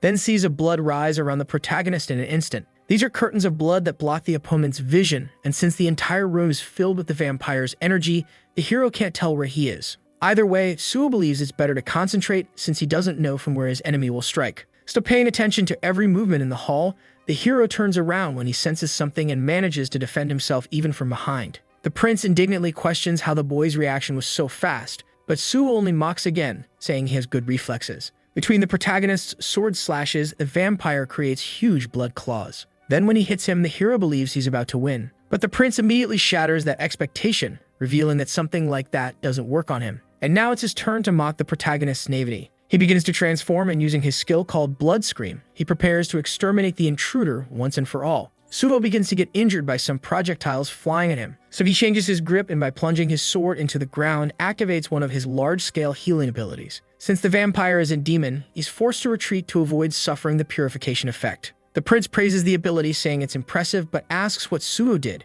and more than that, he asks where the hero's wounds are. With maximum pleasure in his words, the hero reveals that he's actually a healer, and sarcastically asks if he should heal the vampire too, who now doesn't even know how he's bleeding. But to solve that curiosity, the hero says he'll show him how he did it by doing it again. The lonely prince grows increasingly irritated by the human intruder's boldness, and in that fury, he charges in an attempt to unleash everything at once. The two begin exchanging blows at high speed, but with the protagonist's dual grip, he's able to defend and counterattack. As soon as he deals a small amount of damage, Suo defends, and then the vampire blocks a sword. Without giving up, the vampire keeps trying to strike, causing a clash of power between the two. Until at a certain moment, he smiles, having found an opening. This way, he performs slashes in a time span shorter than the blink of an eye. And apparently, the protagonist is finished by the monster. At least in the vampire's mind, because the reason Suo vanished was that he had run to the prince's back. And in that advantageous position, he was able to strike with both swords at the same time. While the opponent coughs blood, Hero doesn't give him time to recover and closes in again. the monster's rage grows to an absurd level,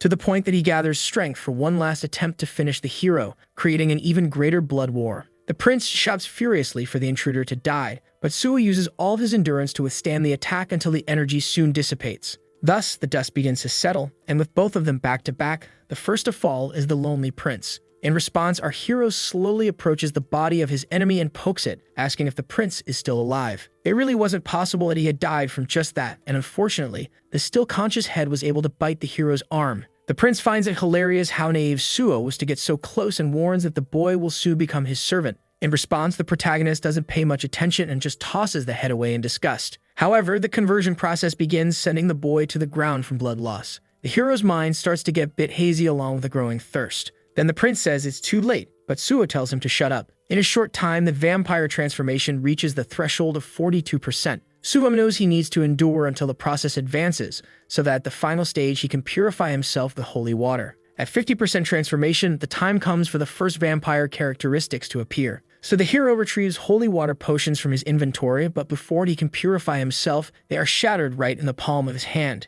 And with that, the vampire laughs again, this time stating that since the place is his, he can destroy anything inside it. The protagonist really didn't expect his opponent to be so clever. Visibly, the corridors had already been restored, and maybe those servants were being revived. Meanwhile, the transformation only progresses, so the prince says Suo should just accept it. At this stage, the boy's blood begins to be contaminated, but unlike what the vampire says, the hero believes there's still a way. Suo's mind starts to grow foggy, but with the unlock conditions for dragon blood fulfilled, the first being reaching level 50 and the second having his life threatened both physically and mentally. The abilities Dragon Armor and Dragon Skin of S rank are immediately incorporated, halting the transformation and purifying the blood. With all the conditions for the release of dragon blood now met, the power of the dragon is unlocked along with the armor, which grants those two previously mentioned abilities. As the Dragon Armor effect is activated instantly, the transformation was stopped, thanks to the effect of the Dragon Armor. But this contaminated blood also brought an unknown power. At this moment, the protagonist realizes that his body feels lighter. To him, it was good that he unlocked this ability now. More than at any other moment, the draconic power was also S rank and capable of turning any kind of corruption into evolutionary power. The unlock conditions were never revealed to the public, but the player known as Demonic Dragon once shared it. The transformation made a change and the system recognized this as a risk, but since the blood was purified, Suo absorbed that corruption. When checking what he received, the vampire ability of F rank appears in a sealed state. So the hero questions the point of having it if he can't use it. At the very least, he wanted the racial effects, but apparently it's not possible to use dragon blood and vampire blood at the same time. Either way, some other useful abilities appeared like Vampire Blood, Blood Jade, and Blood Weapon. All of them are A rank, and Blood Weapon in particular is a rare ability used only by noble vampires. Besides that, since it requires blood to use, the hero will have to hunt a lot. The first stage is to kill a monster, and the second is to use the ability to transform it into Jade, which in the end will increase the level of the spear with the Fang of Shadows. Anyway, the protagonist yells at the vampire to stop making noise because he doesn't even understand what he's saying. The prince, still alive, can't understand how the hero is still fine and begins to degrade himself. Meanwhile, Suo waits eagerly for Phase 2.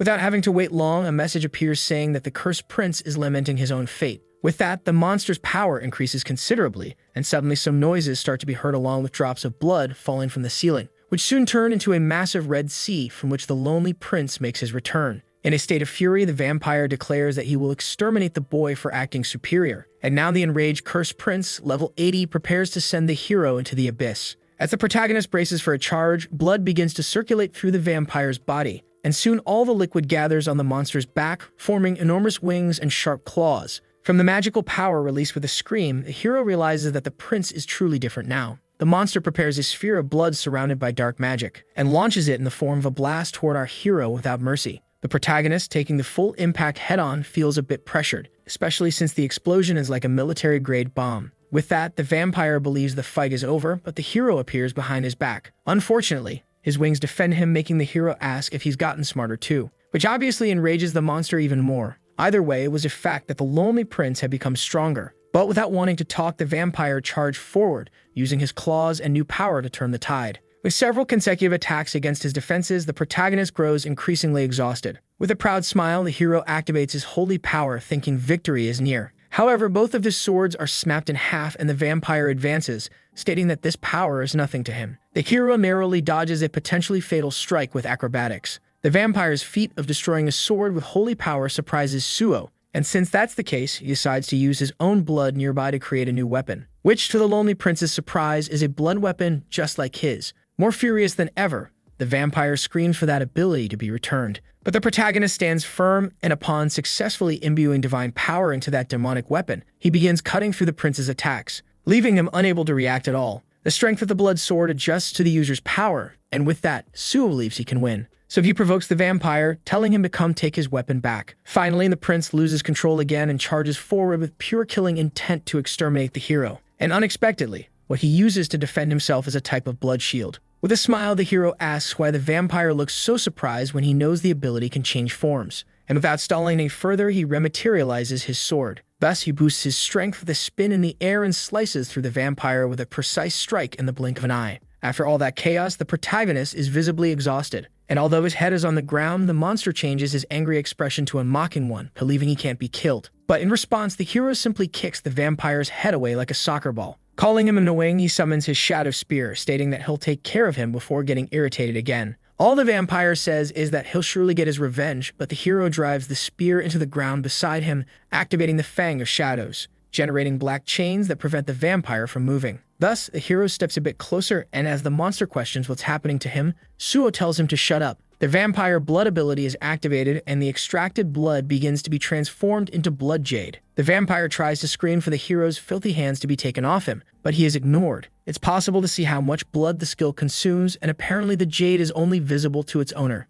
Before, the person known as Blood Master was just a regular HUMILIATE employee who worked as a nurse. He accidentally entered the blood portal that was hidden there, and as soon as he reached the boss room, he was transformed into a vampire. In theory, the boy should have died because when the transformation is completed, the system sees the player as a monster and closes the portal. However, as a nurse, he got healing skills to neutralize the transformation, and all of his abilities at the time were recreated as vampire abilities. He practically was reborn with a new power, and then after defeating the cursed prince, he closed the portal. From that point on, this player was recognized as the worst villain on Earth, called the Blood Master. In the end, since the protagonist was a prosecutor, this information somehow fell into his hands. That's why he already knew everything, from the transformation to the blood weapon. At this moment, the vampire keeps screaming that he will take revenge for all this humiliation. However, the hero simply asks him to try, because now that the monster has dry blood, he will no longer be able to react. The shadow spear reacts to the cursed prince's shadow and begins to devour his essence until, upon finishing, it becomes even stronger by successfully completing the absorption process of the cursed prince. With the secret portal concluded, the MVP is declared by the system as on Suo. And while receiving several bonuses for his feat, the exit portal is created at the end of that day. He also realized how powerful the dragons were. It became clear that regardless of a vampire's strength, it couldn't compare to a dragon. Even so, the hero finds it a shame not to have gained all of the vampire's power. But it's at that moment that the system alert appears. The system analyzes the boy's talent in detail and decides that he deserves a reward. In addition to 10 bonus attribute points, the hero gains the New Blood, which is basically capable of harmoniously accepting all types. Even for Suo, who came from the past, it was surprising. After all, a power like that, not only allowing for the mixing of races, but absorbing them in the purest ways like winning the lottery. Without delay, the vampire's seal is broken thanks to the effect of the New Blood. Thus, he evolves to S+ rank, and the original vampire ability given only to those of royal lineage also appears. Although the hero had never heard of it, this is an S+ rank ability, while the Blood Master had only obtained an A+ rank one. Even those born as vampires do not possess something with the adjective original, so the protagonist believes it must be an effect of the New Blood. He thought he would only be able to acquire a few abilities,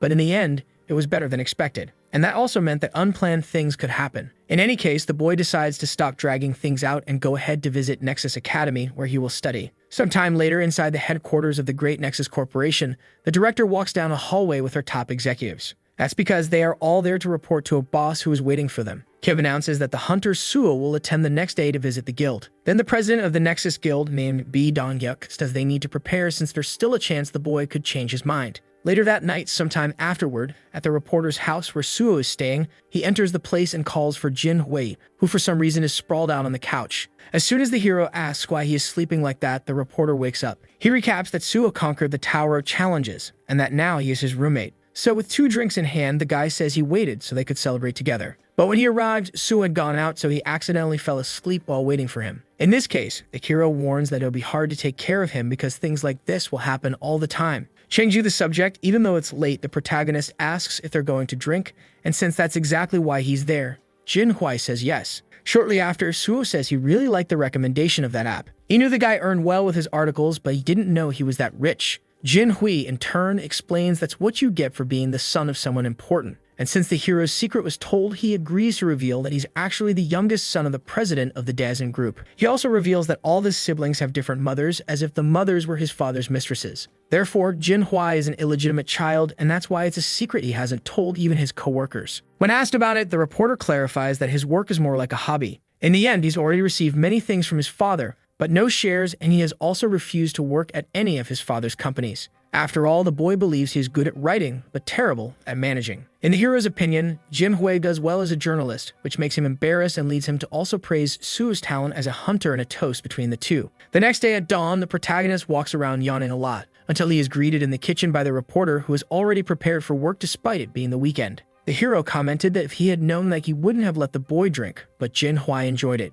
In any case, Suo asks if any article about him is in the works, but the guy says it's not possible to live just doing that. Changing the subject, Jin Hui hears from the hero that he's going to stop by Nexus headquarters today. But the fact the protagonist reveals he reached level 51 last night makes the reporter spit out his drink. Surprisingly, the protagonist was at level 40 just a day ago when he left the Tower of Challenges. Then the reporter comments, somewhat confused, that the more he knows, the less he understands. Anyway, he reflects for a moment looking at Suo, and quickly tells the boy to get dressed in case he wants to make a deal. The hero, in turn, says he's fine as he is, but Jin Hui insists that he borrow a suit and make a good impression. He also makes it clear that he will lend one of his cars since Suo can't expose himself. Thus, just as agreed, a short time later, with the convertible car, the protagonist parked in front of Nexus headquarters, naturally surprising everyone who was waiting there. Without wasting time, Suo stepped out of the car in an elegant outfit worthy of a great hunter, which in the end even convinced him that he had managed to make a good impression. Inside Nexus headquarters, President Bae Dong-hyuk introduces himself and the hero greets him, saying it's a pleasure to meet him. Getting straight to the point, since Suo has evolved a lot in recent days, they were worried that he might change his mind as he wanted to be a civil servant. But to everyone's surprise, the hero affirmed that this was still his main goal. Given that, Dong-hyuk asks why he wants to join a private guild. Honestly, the hero replies that joining the Korean Association is easier, and that he plans to take the level 5 civil service exam. So he wants to build his resume with a major guild in a sort of psychological game to avoid being intimidated in the association. That way, Suo's intention with Nexus becomes clear, and in his opinion, everyone wins because while he's there, he guarantees to do his best. Dong-hyuk understands the hero's goal but says he has a question. Initially, when the boy was just a stranger, he proposed a deal saying they would need him badly. Everyone there thought it would be a great opportunity, considering how things had been in recent years. But now that all the guilds are also eager to have him, the president questions why Suo still wants Nexus. Dong-hyuk clarifies that he is aware of the talent Suo has, but he still doesn't understand his true objective. Therefore, from the president's point of view, if they accept such a strange offer, they will look tamed, and because of that, even if it's Suo, they will have to refuse. In this case, with a good laugh, the protagonist responds that it's something personal, recalling a certain speech from the president. Also, although he doesn't know much about the others, Suo is aware that Nexus is the corporation most committed to contributing to the Korean nation. When a portal disaster happened in the past, the guild that helped the most with the rescue was this one. Because of that, the protagonist trusted those words, so since he wanted to help people, he believed there was no better place. He also stated it would be even better if they could continue working together after he joins the association, which Dong-hyuk approved. Changing the subject, the president asks if the hero really needs to join the association, since it would be much easier to contribute with him in the guild. Suo agrees but says that if he truly wants to fulfill his objective, he will need to enter portals that others cannot. For example, those classified by the government as high risk, the so-called sealed portals. Suo wants to go further and eliminate all 5 high-risk gates. So until he becomes a civil servant, all the portals he clears will be marked with the name of the Nexus Guild. And with that, he convinces himself that things can drastically change, especially since the hero wants Nexus to rise to the top. Dong-hyuk asks why that is, since the boy is already fulfilling that without his help. But to respond, the hero recalls that he said he would do everything possible while he was there. So in addition to clearing portals, he also wants to recruit and train new members.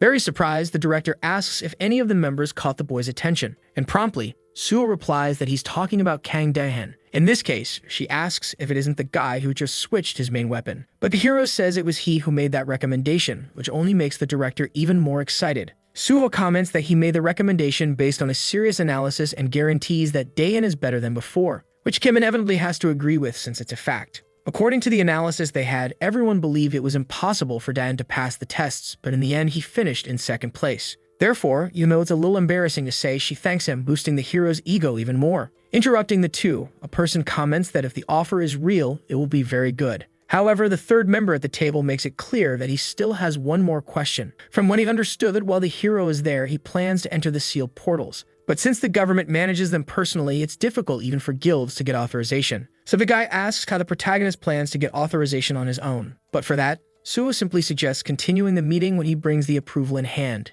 In fact, the hero comments that he will prove his determination by entering one of them. Therefore, a bit worried, the guy comments that Suo always gives options that are hard to refuse. But to the hero, that distrust is normal since he's still just a rookie who caught the public's attention. So as he's not even at level 100 yet, he states that he'll get rid of that title and become a true professional. And to do that, he'll prove his worth on his own, which makes Dong-hyuk think very highly of the proposal, agreeing to continue after the completion of a sealed portal. Right after the hero's departure, that same guy from earlier, who was the president's secretary, was called in order to prepare all the necessary documents for Suo's recruitment, along with the formation of a special team just for him. Obviously, the secretary questioned this since the agreement was to wait until they conquered the first portal. But Dong-hyuk simply replies that it doesn't matter because he wants to show that he trusts him by preparing everything in advance, since he's certain that Suo will keep his word. And even though it's not so certain for the secretary, the two were clearly able to see the hero's eyes full of confidence, which didn't hesitate for a single second. At the Korean Hunter Association, among the public servants' offices,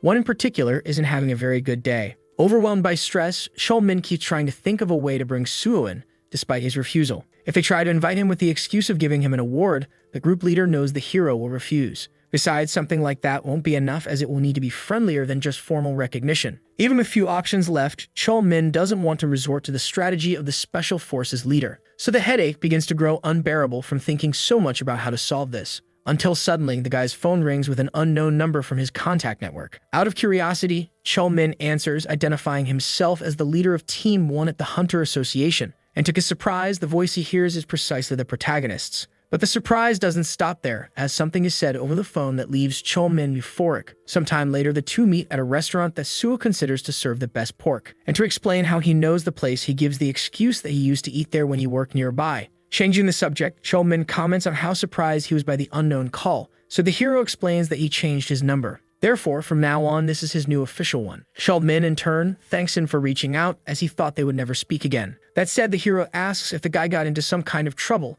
like the association pressuring the leader to bring him in. Chol-min's expression changes completely, and he asks how Suo knows. It's explained that after clearing the Tower of Challenges the other day, Suo asked himself why the guy wanted him so badly in the association. But usually when something like that happens, they just ask for some information instead of bringing the person to the headquarters. So in the end, Suo discovered that the superiors had a habit of summoning people just to take pictures. But even though it was something embarrassing, the hero said it was all right. And he commented that Chol-min could have been honest with him since it wasn't a big deal. The leader apologized, but the hero said there was no need for that, as his real intention was to thank him. In cases like this, Suo knows they often falsely accuse someone to force them to appear, but Chol-min didn't follow that plan. And that's exactly why Sugo decided to come to the association only now, since he wanted to thank him personally and build a good relationship with the superiors at the same time. In this case, Suo asks when they can go, leaving Chol-min desperate. But without wasting time, the leader grabs the opportunity, saying he will schedule it for right after lunch. After some time at the Korean Hunter Association,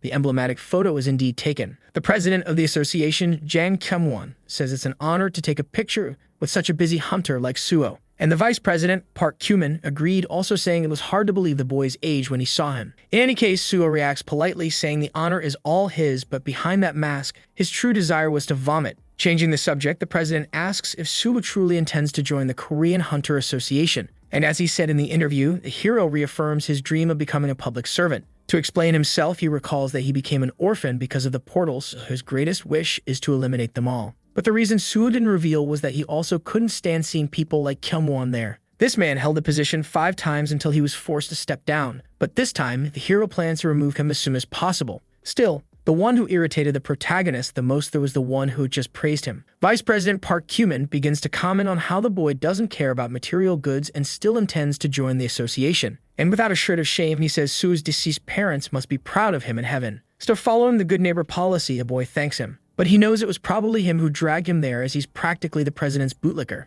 And it's thanks to those two that many suffered from the bureaucracy behind the portals in the past. But this time, the hero thinks he won't let it happen again. Changing the subject, Human asks which department the hero wants to join, and after thinking a bit, he says he wants to enter the portal department. It's said that unlike private guilds, they have priority on portals, and since they inspect them first, they can also attack them. To the president, it's a surprise that the hero wants to be in the most dangerous place, but the vice president believes Suo could be perfect there. In this case, the president says they should show a token of gratitude to Suo. Since he wants so much to eliminate portals, Kyungwon thinks it's a good idea to give him a few, which Cheolmin agrees with, but not without questioning it, since only sealed and difficult ones remained. But that was exactly what the protagonist was looking for there. So with an enthusiastic speech, he says he needs to close those portals that are a threat to society. Cheolmin tries to shout, interrupting the excitement of the two. But at that moment, his attention is called by the president, who asks what the problem is if they just want to give Suo a gift. Just the look from Kyungwon is enough to silence the leader of Team 1. So Cheolmin gives up on protesting and says he'll make the preparations.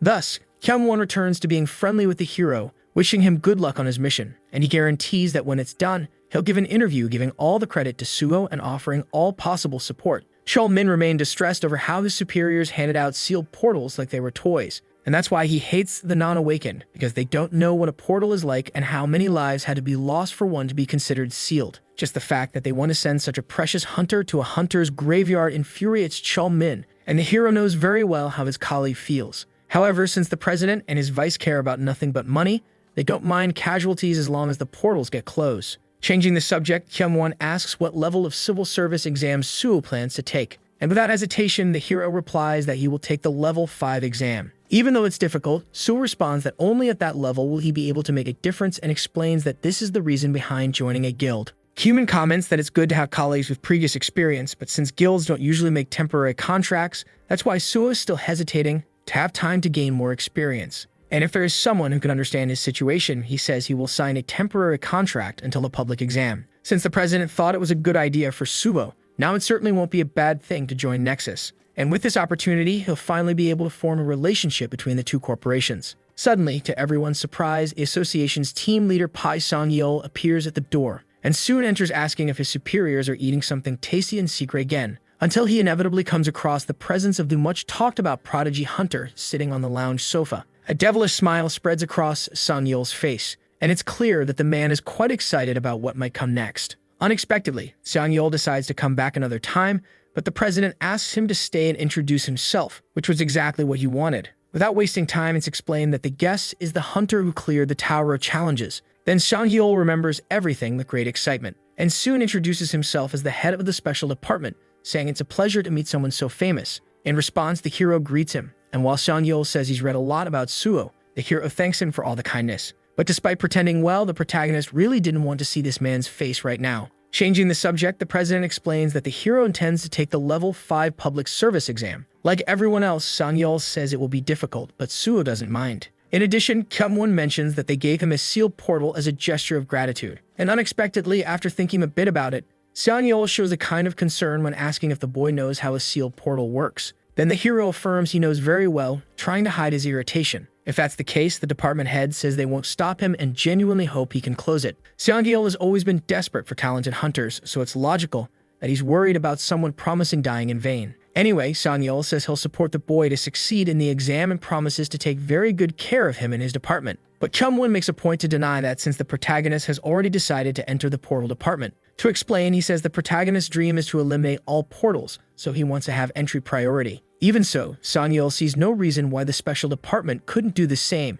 and when he asks Team 1 leader Cheolmin, he nods with his head down. In any case, if the boy really passes the level 5 exam, Sang-yeol jokes that Cheolmin will be in trouble. But he leaves that for when it happens and makes a point to reaffirm his support for Suo. Then the protagonist thanks him, saying he'll do his best, though not without thinking of the man as a sneaky fox. Naturally, if the hero passes the level 5 exam, he'll surpass Cheolmin, who will be in a tough spot. And that's why it will be difficult to approach him in that context, though Suo remembers this isn't the first time. So at the end of the conversation, everyone says their goodbyes due to other commitments, and Cheolmin is put in charge of giving details about the portal. As they walk through the hallways of the Hunter Association, the downcast expression of his colleague becomes clear to the protagonist. Because of that, he asks if the guy is worried about him, which is answered immediately with a yes. Although he's talented, the hero had just become a hunter, so Cheolmin wanted Suo to evolve more before taking such risks. The hero thanks him for the concern, but Cheolmin insists on repeating it seriously. Since the boy hasn't been a hunter for long, the Team 1 leader tries to explain why the government seals those portals.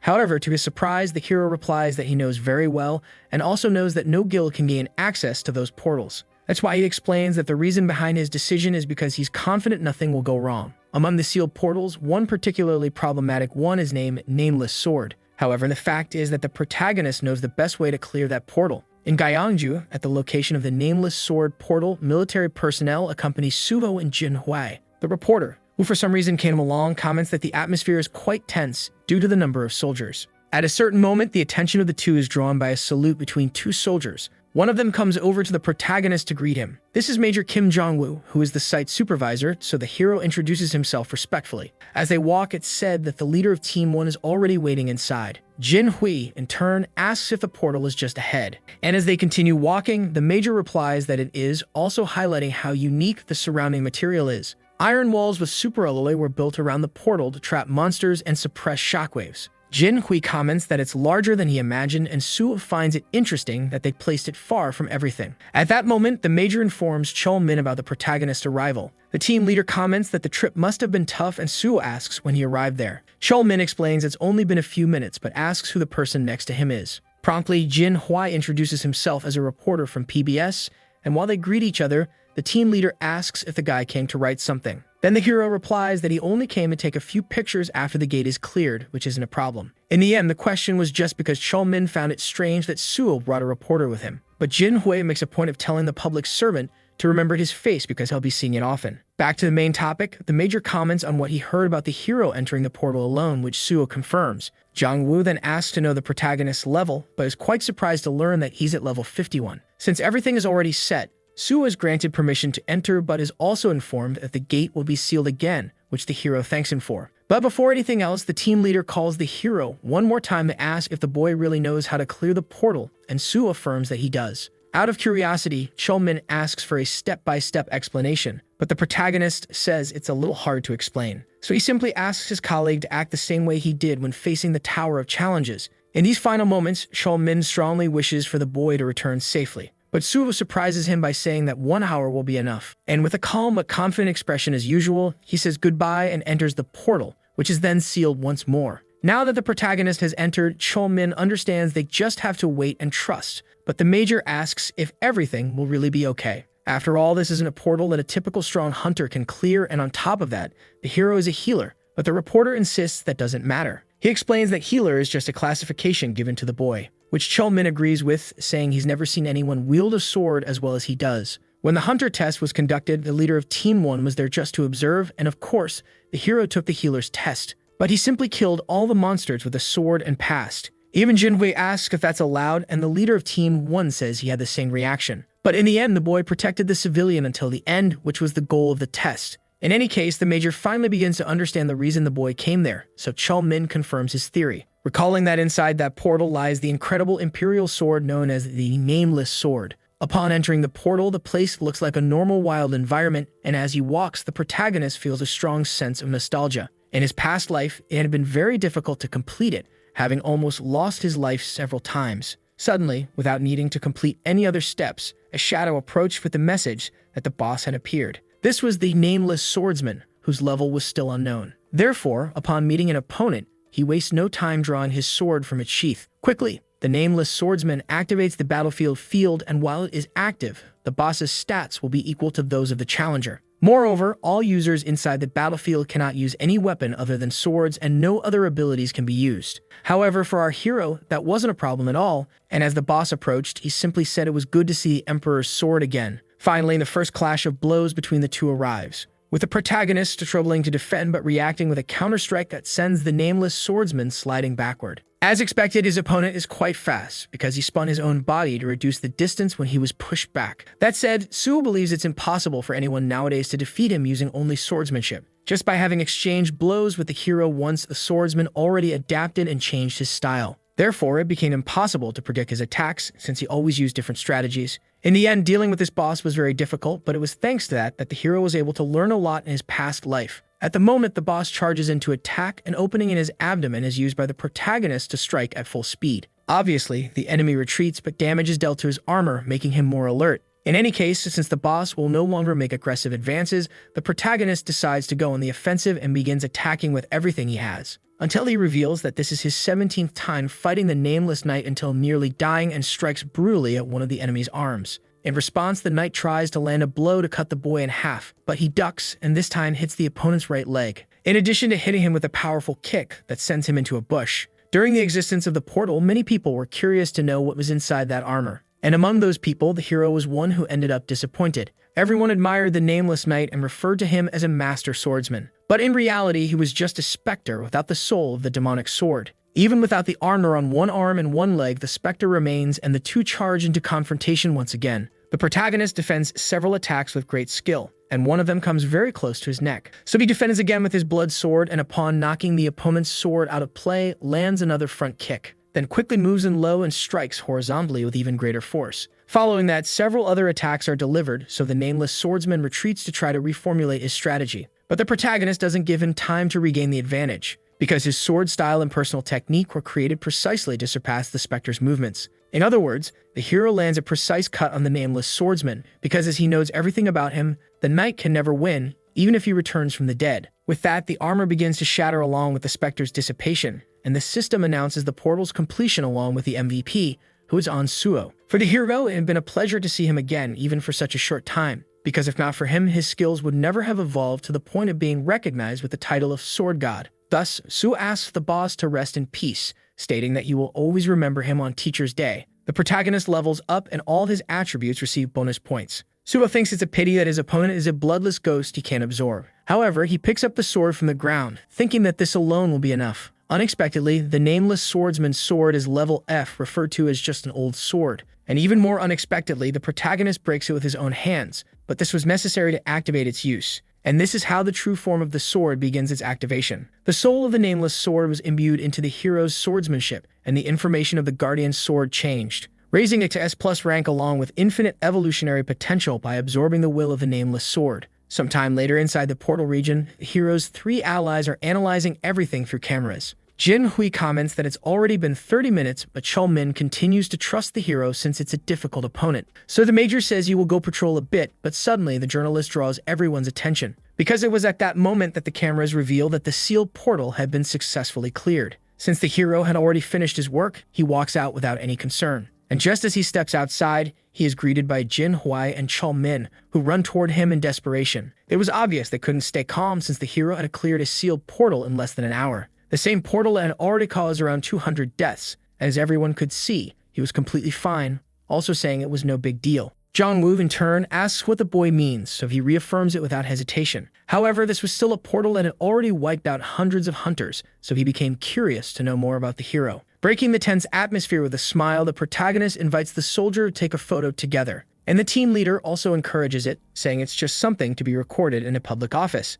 So even though it's inappropriate for a soldier, the major agrees to join in, and Jin Hui takes responsibility for snapping the photo. Sometime later, the hero explains that the people in the photo are an association official and the squad leader major. And he also explains to the president that the person who came with him is the reporter Jin Hui. Either way, Dong-yuk says such an introduction isn't necessary, and he gets straight to the point, asking how on earth the hero managed to do it, from how he got authorization to enter the sealed portal and clear it, to how he managed to do it in such a short time. Still, in a general summary of things, Sudo says he met with the association president, asked to enter the sealed portal, and cleared it. Even though that's exactly what happened, Dong-yuk still can't understand how it's possible. But now that he's proven his skills, the hero brings up the subject of signing a contract and states that he has 2 conditions. The first is that he wants full support while he's at Nexus, and the second is that the contract must be terminated once he assumes public office. Sudo says he's already informed the president of the association about this, and despite many guilds having contacted him, he wants one that understands his situation. So, although feeling a little odd,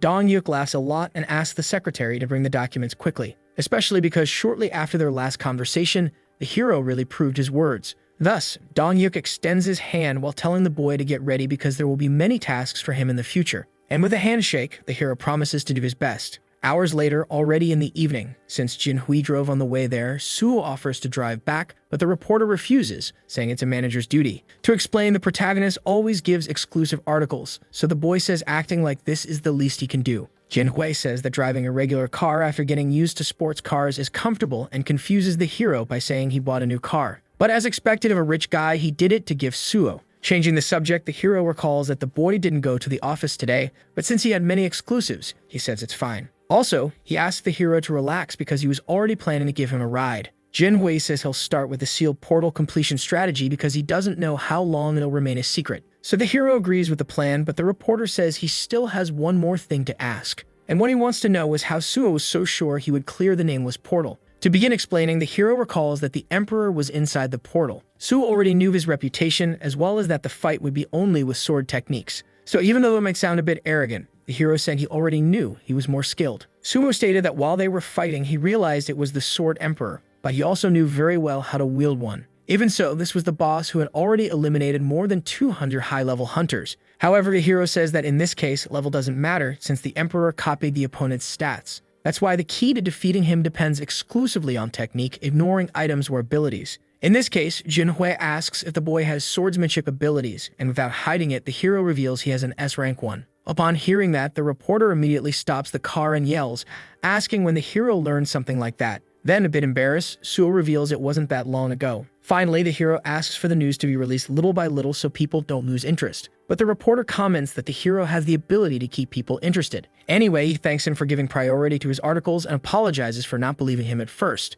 Then the hero says he's just going to rest today, and Jinhui offers to take him home. Sometime later in the building where the protagonist is staying, sitting on the bed, he thinks that his stats are too good because even after running around all day, he doesn't feel tired. When looking at his status, there are still 7 remaining points which are enough to obtain the benefit of union. In this case, all statuses except one must have a higher ranking and all higher ranked ones must have the same value. Thus, when the lower ranked status is increased to match the others, there must be at least 1 extra point available. So, when all these conditions are fulfilled, the specific requirement for unlocking is met. This causes all the remaining points to be used to equalize the colored statuses. Suvo shouts with joy for having succeeded. Before, he didn't even know this existed and never thought to try, but in the end, it was better than expected. Therefore, the hero lies down happily while thinking that he will continue adjusting his statuses carefully to take advantage. That is until his peace is interrupted by a call from that girl in the quartet named MANHWA. Then the hero answers calmly, asking how the girl is. With shouting, she says she already read the news and questions the hero's relaxed attitude. However, as he simply asks how the public is reacting, the girl asks to meet up. Suvo, in turn, declines asking to be informed by call, which irritates the girl since he still hasn't accepted the offer. But in case she doesn't want to talk, Suo also says he doesn't mind.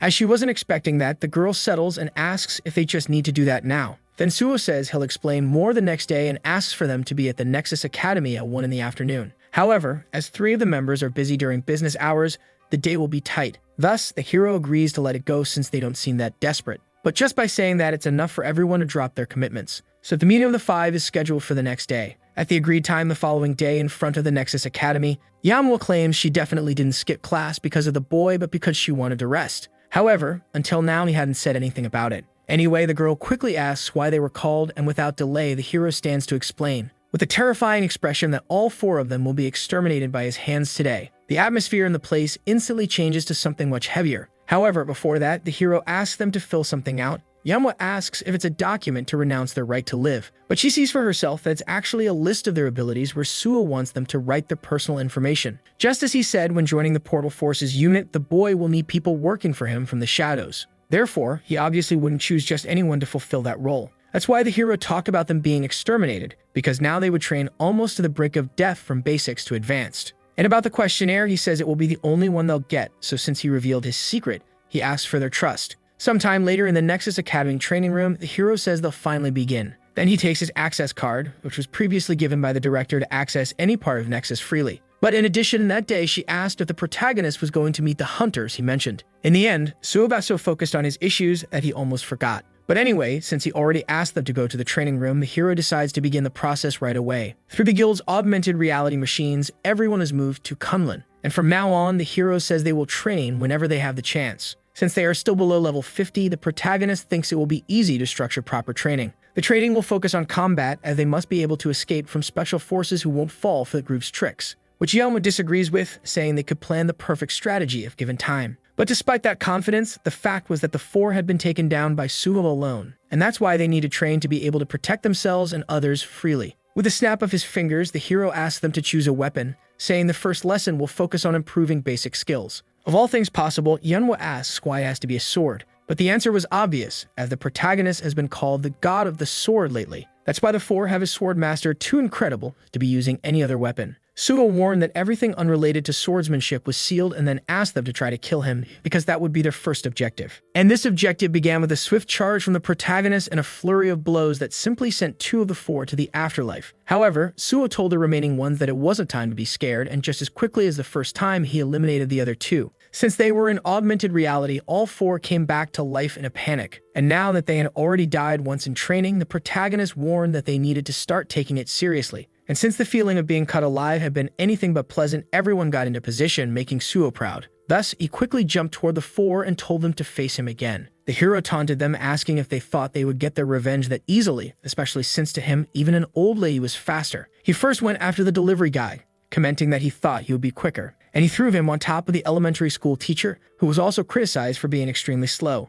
In addition, the guy tried to say he grabbed his colleague on purpose, but the hero mocked those excuses. Trembling with fear, the guys thought they needed to shut the hero up somehow. And despite being scared, they charged forward with determination, creating an explosion from the clash of their attacks. However, the hero commented that even though they were his shadows, they should at least be able to close some portals on their own. And for that reason, with his foot on top of the 3 swords, he stated that there's no easy way to become a warrior. Therefore, they had to reach their limits because only when they are about to die can they evolve. And that sensation was felt by them at every moment the protagonist advanced, causing desperate screams to be heard. After some time, the 4 warriors became very tired. The hero said he would love to continue training with them, but he was very busy. So he made it clear that the 4 could leave when the machine's preset time ran out. And he told them not to worry because he would leave a clone with the same abilities as him. Which became obvious when the imitation told the group to come at him, calling them trash, and obviously greatly irritating each of them with the disrespectful taunts. Outside the machine, the hero believed that this should be enough training for now. In a call, director Kim informed that the official recruitment article had been published by the reporter together with Nexus' marketing team. In this case, the hero thought it was very good news and asked if they should prepare. To him, the public's reaction wouldn't be great for now since he had contradicted himself regarding becoming a public servant. However, and according to the plan, Kim believed they could improve public opinion. For now, the hero hadn't yet announced that he would take the level 5 civil servant exam at the end of the year, but he obviously wouldn't keep his secret. Therefore, right after hanging up, he called the reporter, who asked what was going on. Suo commented that he had already seen the article about his entry into the guild. But now that the public was stirred, the hero suggested they begin preparing for the next one. And the title of this would be The Second Sealed Portal, because the protagonist's current goal was to conquer the Swamp of Despair. With the release of the first article, the protagonist unanimously received the title of Sword God. However, the second article about the boy joining Nexus came out, causing outrage from people who judge him as a mercenary. That is, until the third news that Suo was heading for another sealed portal arrived and changed everything, since he was the only one doing that. So despite being so hard to understand, the public's reaction improved just as Suo had expected. The leader of Team 1 didn't seem well at all at that moment. The hero asked if the entrance to the Swamp of Despair had already been approved, and Chol Min said that's exactly why he was feeling bad. Especially because he got scolded for asking something that was obviously going to be accepted by his superior. Anyway, Chol Min asked if from now on Nexus would be handling these arrangements, and Suo replied yes. In addition, he really would take the exam at the end of the year, but in the meantime, he asked his colleague not to spread the word, which even though it was a joke, the leader of Team 1 responded to with great commitment. The S-rank sealed portal called the Swamp of Despair is located in Yongjeongdo, Incheon, and right when he arrived, the protagonist already prepared to enter with a decent audience. Until now, no hunter had come out alive from the Swamp of Despair, so concerns began to arise. Although for the journalists, something like this only made him want to bet. With a confident smile, Jin Hui bets 1 million won on the hero's victory. And although he doesn't wish harm on the boy, a certain staff member bets 1 million on his defeat. However, it is at this moment that Chol Min falls into total despair because the portal starts to disappear. And when something like that happens, it means the portal has been completed. Unexpectedly for everyone, not even 10 minutes had passed since the protagonist entered. In fact, somehow that no one understood, he had finished it in 5. About 5 minutes earlier in the Swamp of Despair, the hero entered the portal. This was a place that had claimed more lives than the nameless portal, and there was no information since there were no survivors. In this place, there are no monsters, and all one has to do is walk up the stairs to the exit. In other words, each step itself is the portal's challenge, filled with various mental traps, which makes the strategy quite simple. Equip a rank as mental protection item or ability. Otherwise, anyone who steps on the stair is consumed by despair, becoming zombies beside each step. Due to lack of information, the portal was named the Swamp of Despair because people got trapped like in a swamp. But after the portal was completed, the description changed to explain exactly what it was. Either way, it didn't matter to the hero because as soon as the deep despair effect struck upon stepping on the first step, he remembered his absolute immunity to all negative mental effects due to his draconic blood. And along with his draconic armor, every time he climbed a step of despair, he was able to neutralize the effect. with draconic blood at the Swamp of Despair was nothing more than a walk in the park, and that's why he chose it as his second sealed portal. As he ascended toward the end, the number of zombies decreased, which meant that almost no one had come this far. But even if he completed the portal, the hero wouldn't be able to save any of them. In his past life, the hunter who completed this portal was called Ascetic. He had a great mental ability and out of pity tried to bring the zombies out, but when he touched them, they crumbled into dust. Therefore, in the hero's case, the only thing he could do was pray for the souls of the fallen, and thus complete the portal to free them all from that eternal suffering. As always, the hero received many bonuses for being MVP, but he was still waiting for the final reward, which soon appeared, being the S-rank Ring of Emotions that not only allows seeing others' emotions, but also storing and transferring them. The treasure that Ascetic possessed not only helped him evolve, but also aided many people who suffer from emotional pain. In the past, it was stolen by bad people, but this time it fell into the hands of the protagonist. Wasting no time, the protagonist puts on the ring and unexpectedly begins descending the steps. With each step, he enters a state of despair, but the draconic blood nullifies the effect.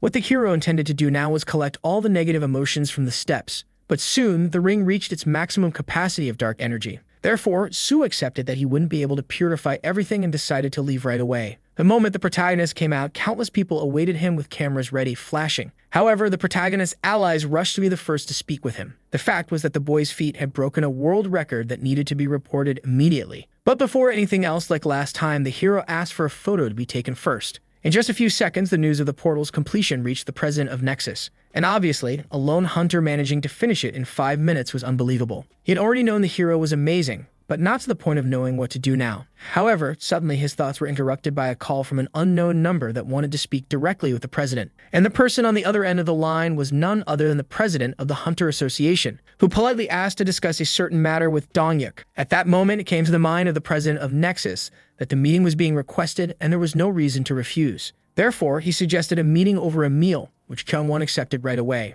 Right after they hung up, Secretary Kim entered the room at the perfect moment, since now Dongyuk had something to talk about with the hero. Sometime after that trip, the protagonist arrived at his stop. As he got out of the car, he asked if Junhui was going to the office, and he agreed since the article about the second portal needed to be written. Thus, the car drives away, and the protagonist thinks that the reporter is great, thanking him because he was able to gather a lot of positive energy thanks to him. After walking a bit more along the sidewalk, Suo enters an establishment, and after being guided by a staff member, he arrives at the hall where his superiors are having lunch. Both public officials are very happy with the boy's presence, and soon he sits next to Dongyu while wondering what everyone is after. Because even the leader of the spatial division was present, it was hard to tell. First, Kyungwon congratulates the hero for closing another portal in under 5 minutes. And exactly because of that, the vice president believes they should celebrate the hunter's success with a toast. Studo, in turn, comments that he will order something simple to start, but for everyone's success, the toast proceeds as usual. Changing the subject, Dongyuk is asked about the temporary contract with the hero. Then he comments that he usually works with 3-year contracts, but since Suo is someone special, instead of tying him down, they decided to support him. Thus, Kyungwon is pleased with this decision, as is our hero. Sungyo, for his part, seemed excited to welcome Suo to the team because of how much the country will grow. And agreeing with this, the vice president believes they should gift him some certificate of appreciation, which was exactly what Suo wanted, as is practically a free pass for the civil service exam he wants to take. The president comments that they already planned to do this after his first achievement and explains that they only didn't because of lack of time. Then, using all his modesty, the hero gives an automatic response, putting all the credit on the powerful figures. Getting straight to the point, Sungyo asks the protagonist to tell how he closed the sealed portal of the Swamp of Despair. After all, since he is also an awakened, he's a bit curious, as no one had ever returned alive from there. As always, extracting information is his specialty, and even in his past life, Sungyo showed curiosity about this portal. However, since the hero doesn't want to tell the truth now, he plans to keep things vague. So Suo revealed that the Swamp of Despair had no monsters, and that after stepping on the stair, he wondered if he could use something to climb, which made him able to clear the portal. Sungyo asks if what the boy means is that he used a simpler method, and without a shred of shame, the hero replies that he just got lucky. Changing the subject, the vice president asks about the boy's level, and he replies that he is currently at 53. Sungyo then shouts with excitement, asking if the boy also has any special trait. Judging by the reaction to the ring, Suo realizes he's being treated like a hunting dog. Therefore, he responds that although he's a healer, he received the trait Path of the Sword, which is quite unusual for a healer, but still not anything too special. Since the special forces are made up of unique individuals, Suo already expected not to surprise them, but seeing that reaction still irritated him. Even while using sword skills, the hero affirms that he will not neglect his healing abilities. Then Dongyuk agrees to help, as adventurers are always in dangerous places, which makes Dongyuk quite happy. Thus, the mood at that table shifts toward a potential future-friendly relationship between Nexus and the association. This time, the vice president is the one who proposed the toast. And in the end, the leader of the special forces asks the hero not to forget about him because he can help too.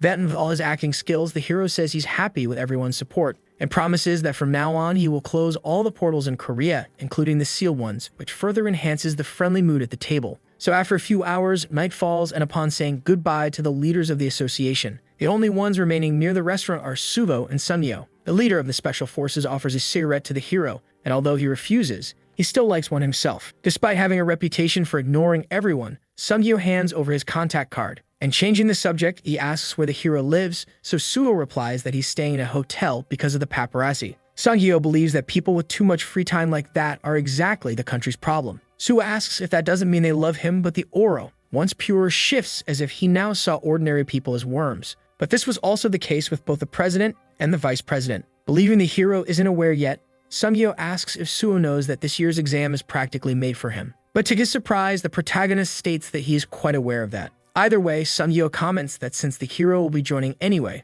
they can be a bit more familiar. And from the protagonist's friendly reaction, he laughs, saying he loves his personality. However, Sungyo cuts off that topic to say something else. The leader of the special forces asks if the hero doesn't want to join the special forces right away. With his abilities, it might be possible to skip all the unnecessary steps. And apparently, hearing something like that was exactly what the protagonist had been looking for now. As expected, even though he could discover any information by sending someone to investigate, he decided to check in person. So Suo agreed to be used for now, and with the ring's pure aura, said he was fine with the request. In addition, he left no doubt, praising the special forces as the heart of the association. Thus, Sungyo praises the hero's ambition but asks if he wasn't close to the leader of Team 1, to which the hero replies they're just friends, unlike Sungyo, whom he wants as a closer ally. And to explain himself, Suo simply states that it's normal to want to stay close to one's superiors. With a smile, Sungyo laughs and says the boy acts like he's living a second life. Then, thanking him for the compliments, the hero states he would like to enter through a special recruitment right now. Since the opening of the Level 5 public service exam is approaching, Suo believes there's no problem in talking about it as he's practically already accepted. And now, thanks to the Ring of Emotions, he knows Sungyo's affection for him has reached the final stage,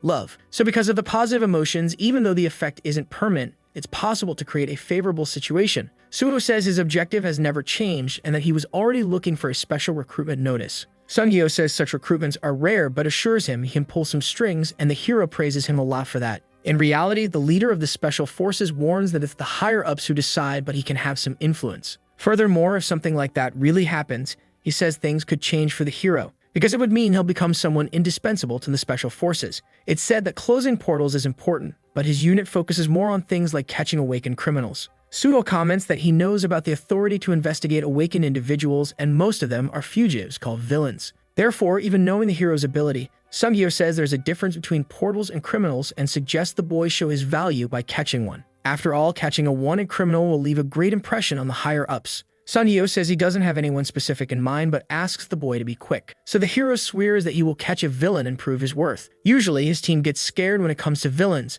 but Sungyo notices this isn't the case with the hero. Then he walks to his car, saying he'll be waiting for his junior. In contrast to his friendly appearance in the past, what Suo heard from Sungyo was nothing but mockery. The nickname Swordsman was practically the hero's name in his past life. Back then, Sungyo only called him properly when he became the Sword King. But this time, since he's already closed 2 portals, he's being treated well. And the hero knows that thanks to the Ring of Emotions, which at least makes him happy for securing entry with something as simple as catching a villain. The next day, in a building just like any other, the protagonist walks by quietly. Inside, there's a heavy amount of smoke with a den of skunks. And that's when, by activating his magic detection, he sees a group of people sitting there, which makes him realize he came to the right place. So from outside, even with a brick in his hand, he throws it, breaking a window and startling everyone inside. Obviously, with property damage done, they come out to confront him. One of them asks if the protagonist is some kind of crazy drunk. But with a sarcastic smile, the hero replies that he's neither. And he asks if they're the ones sneakily stealing cryptocurrency wallets. Suo asks if Seugwon, the guy they've been holding, is also there.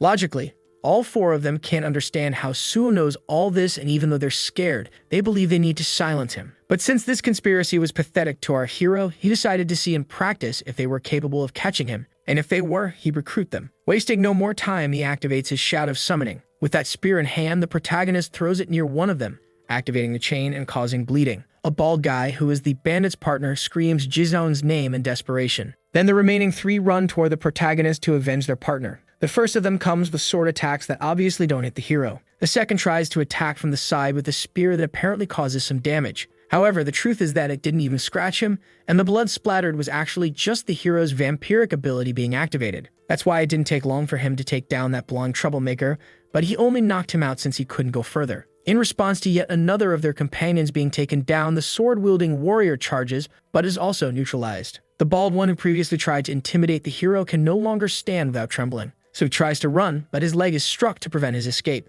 And with that came a warning from the hero that they should stay still if they didn't want to get beaten more. With nothing left to resolve there, the protagonist opens a portal to subspace and sends them all inside. And so, exploring the interior of that trash-filled house, the hero finally found the person he was looking for. This was Soo Gi-won, who was injured and unconscious, lying face down on a table. After some time unconscious, the boy finally wakes up from that sudden blackout next to the protagonist. Obviously, he throws himself back, not knowing who is beside him. Then Suo introduces himself calmly to the boy. Jioman instantly realizes it's the guy who always appears in the news but still questions what he's doing and where the bosses are. In the bibliography, it was written that they beat the boy and held him prisoner for half a year, so it was natural for conversation to be difficult. Because of that, the protagonist approached with a ring of emotions, which reacted to the target. And going against the boy's resistance, it began to absorb all his negative emotions. Suo asks if he's feeling a bit better already, but Gi-won doesn't understand how that's possible. The hero then says it's just an effect caused by an ability to stabilize him. Very scared, the boy asks if he's going to prison now. But the protagonist replies that everything Gi-won did was because he was forced to.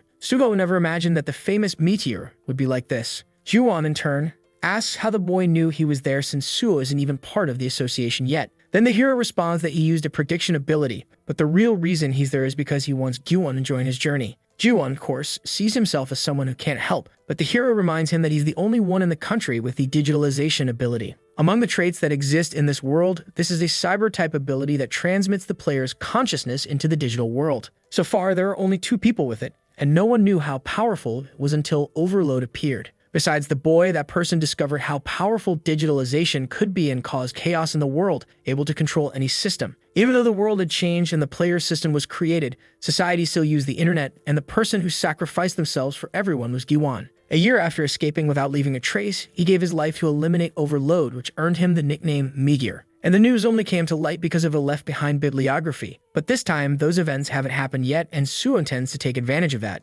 Being very honest, the protagonist explains everything about the destruction of the world and that he can't stop the tragedy alone. Naturally, the boy trembles in fear like never before with this proposal. So once again, the ring of emotions reacts to the target and absorbs all that dark energy. Jioman couldn't believe that someone like him would threaten the world or that he would ever escape. But now he believes he might need to help the person who saved him from this place. Having knowledge of his own abilities, the boy is aware that if this power falls into the wrong hands, it could cause immense chaos. Therefore, even not knowing if he'll truly be useful, Jiowan says he will join the hero, leaving the protagonist proud that the boy is the same kind-hearted man from the bibliography. With nothing more to say, the protagonist thanks him but invites the boy to eat something. Jiowan makes it clear he has no money, but in addition to saying it's his treat, Suo brings him shoes, and explains that using the same prediction ability, he knew about the things Gi-won had gone through. In this way, tears begin to form, and as the hero leaves the place, Jiowan lets out all his emotions. Sometime later, the meal between the two finally happens. Ji-won apologizes for eating so fast, but the hero doesn't seem to mind.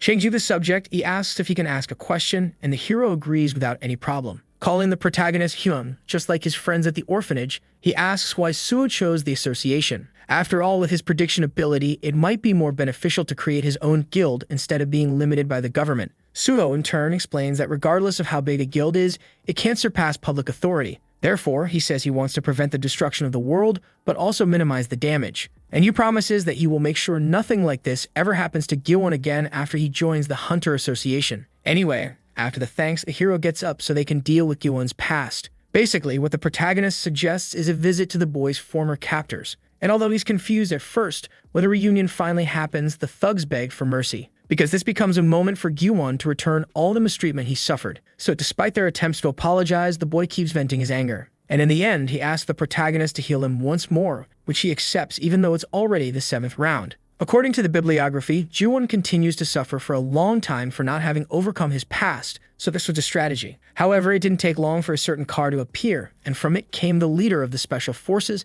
asking if it was the protagonist who did all this. Surprised by the visit, Suo comments that he didn't mean to come, but Sunjio refers to the hero as someone special. Anyway, it's clear that the people on the ground are the said villains. Still, Sungyo asks what happened to them since they don't look very injured, and the hero replies that he healed them just in case. Hearing something like that makes the leader of the special forces burst into laughter, so the protagonist apologizes. But that had been a compliment because as long as the criminals didn't die, some disciplinary measures were allowed. Sungyo says he only doesn't go further because of human rights. But changing the subject, the focus shifts to the boy with the cybernetic trait who was used to commit the crimes. However, after analyzing him a bit and thinking he seemed dangerous, Sungyo decides to take him in as well. Suo, in turn, asks if that's really necessary since the boy is just a victim. As soon as the digitalization trait was revealed, he was kidnapped by people from the same orphanage he lived in, so he hopes the chief will consider this. In response, Sungyo asks if this ability could be used in portals, but the hero says it seems more useful for real-world security matters.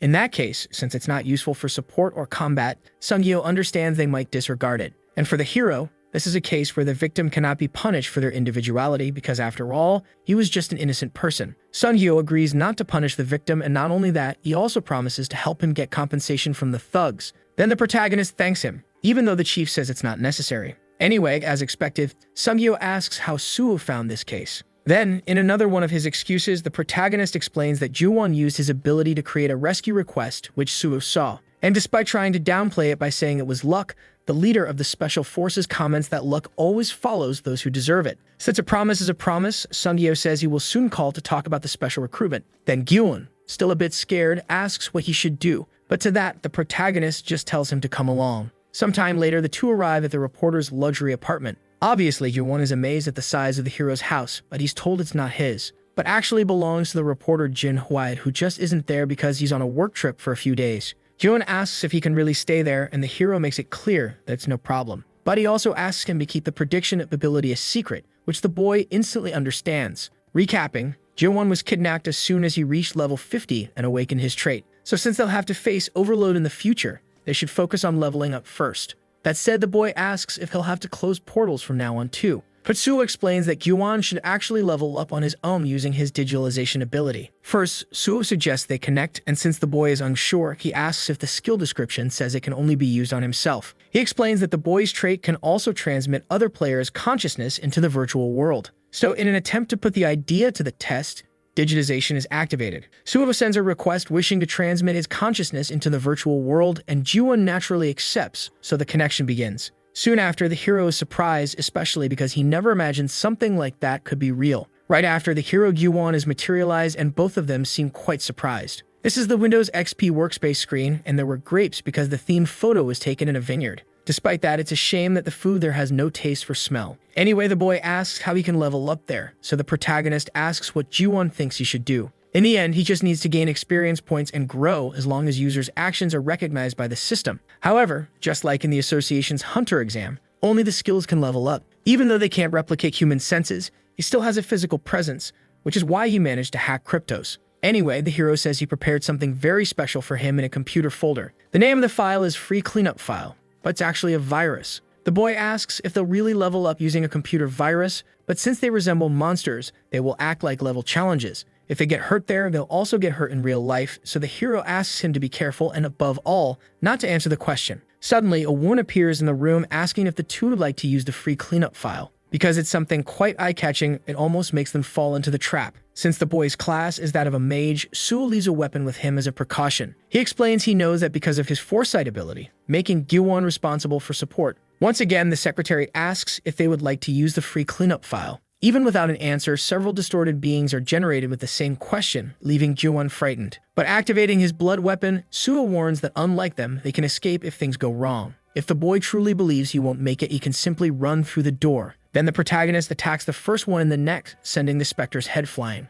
But in the end, he also makes it clear that if Gyun doesn't pay attention, he could end up the same way. Wasting no time, the boy activates his magic, and even facing so many monsters, the protagonist advances without any fear. Then after some time, the last one is finally cut down. While the boy tries to recover, the protagonist comments that he reached level 59. Unlike him, Gyun only reached level 55, but for Suo, the boy was capable of becoming a useful mage in the Banshee. Anyway, for today, the training was already enough for them to return home. Later, while cooling off the can of soda, Suo comments that it's good to have a way to level up without needing to enter a portal now and decides to check the reactions about the Swamp of Despair. Almost unanimously, everyone was idolizing the hero and demanding a national thank you plaque. Suo started bragging a little, thinking about how much more respected he would be once he closed more portals. So far, everything was going according to plan, so the hero moved on to the next stage. While traveling in his executive car, the leader of the Nexus Guild received a call from the hero asking for a small favor. As for what it would be, he recalled that the corporation had the rights to an S-rank portal,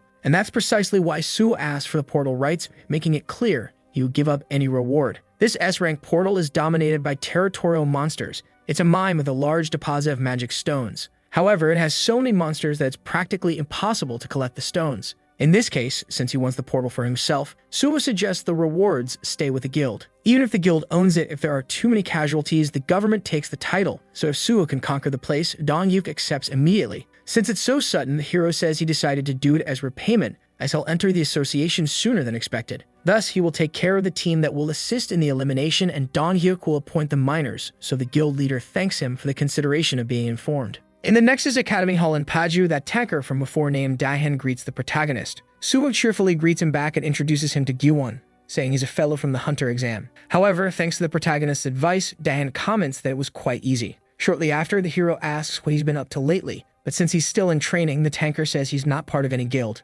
Normally, as soon as one enters a guild, they put the hunter into practice and into the strike unit with fewer chances of death. In this case, the hero suggests it's a great opportunity to gain experience together since he's about to challenge a portal. Dahan is very surprised by this and more than anything, shouts that he's ready to go right now. So the hero agrees to train immediately, which leaves Dahan a bit surprised that it was just an expression. Back in that training subspace, the quartet continues fighting against the hero's clone. However, they don't seem to have made much progress because one is eliminated very easily. And soon that emotionless clone of our hero approaches the leader at such a high speed that she also has no way to defend herself. Inevitably, all four of them come back to life, but Yanhwa gets angry and curses the protagonist, which came at the worst possible moment since everyone noticed he was there in the flesh. Anyway, the hero comments that the atmosphere among them has changed a lot lately, so the girl responds that she had to change since they died at least 100 times there. Judging by the look in their eyes, they've all become indifferent to death and developed a good killer instinct. In any case, the hero reveals that he brought 2 other guys to join the training. Because of that,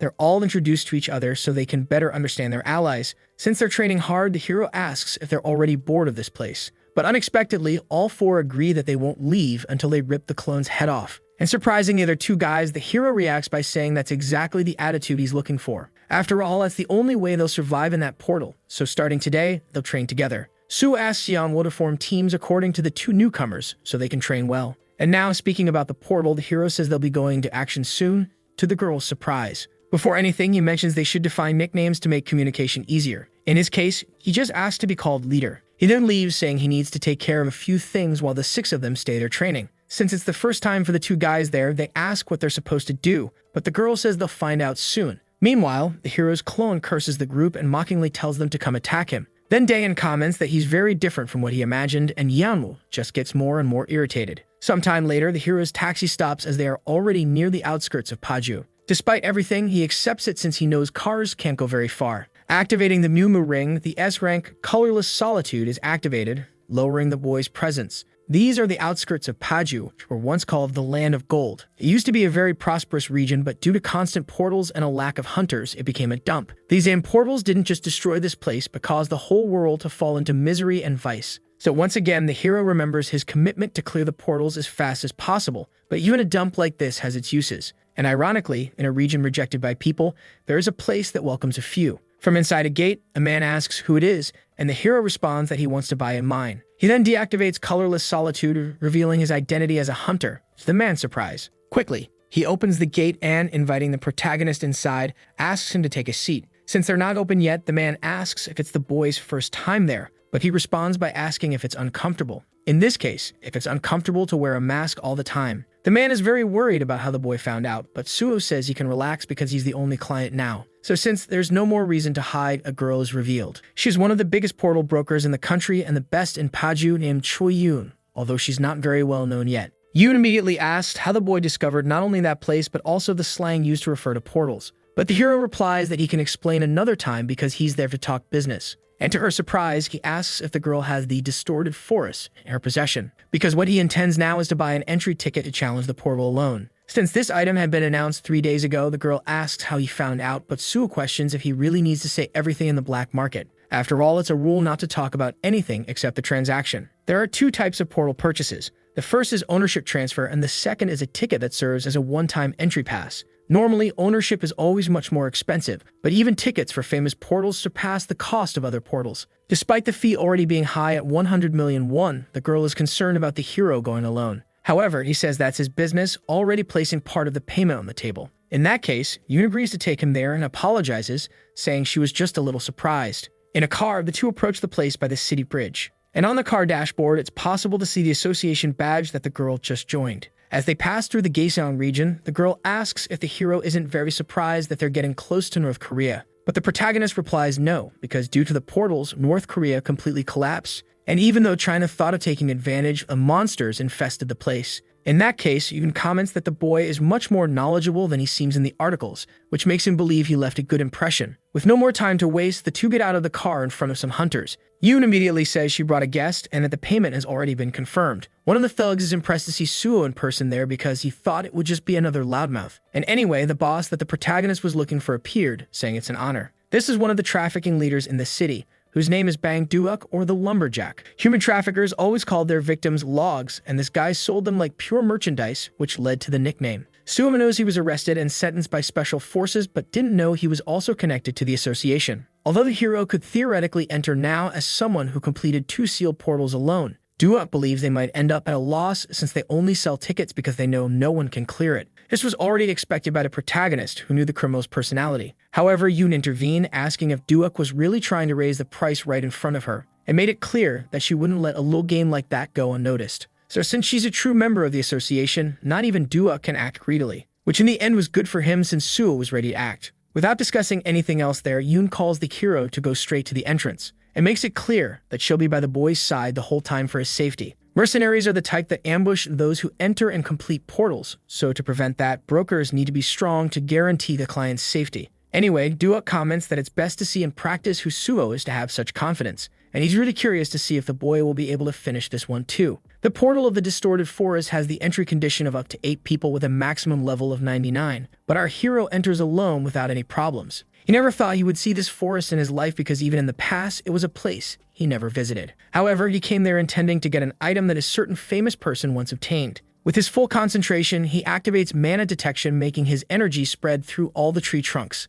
And in this way, distorted trees from level 90 to 93 are revealed from disguise and come to attack. But the first one that tries to approach immediately gets hit by the Shadow Spear, since that's what the hero has, even though an axe would be more ideal. At the same moment, another of the monsters tries to attack the protagonist with a massive claw. Suo has heard that the leader of the mine monsters is much stronger than these here. Therefore, just like in the Nameless Sword, he believes he needs to use the opportunity to evolve his swordsmanship. And in that way, he uses his decapitation skill. But because of the 30-level difference, one strike wasn't enough. For now, he doesn't want to use any holy power so he can improve his skills. Then a second strike is delivered, and this time it takes one of the monster's arms off. These mutant trees are a hassle to hunt, but the hero believes it's worth it. And with so many punching bags around, he already feels stronger to keep fighting. With great fury, the monster tries to attack, but the hero uses the tree's own body to get close and propel himself upward. Then, with no mercy, he cuts the monster down for good with a blood sword. Sometime later, many tree trunks could be seen on the ground, and standing atop all those monster remains, the hero believed he had trained enough. So he activates his status window and realizes he got everything he needed.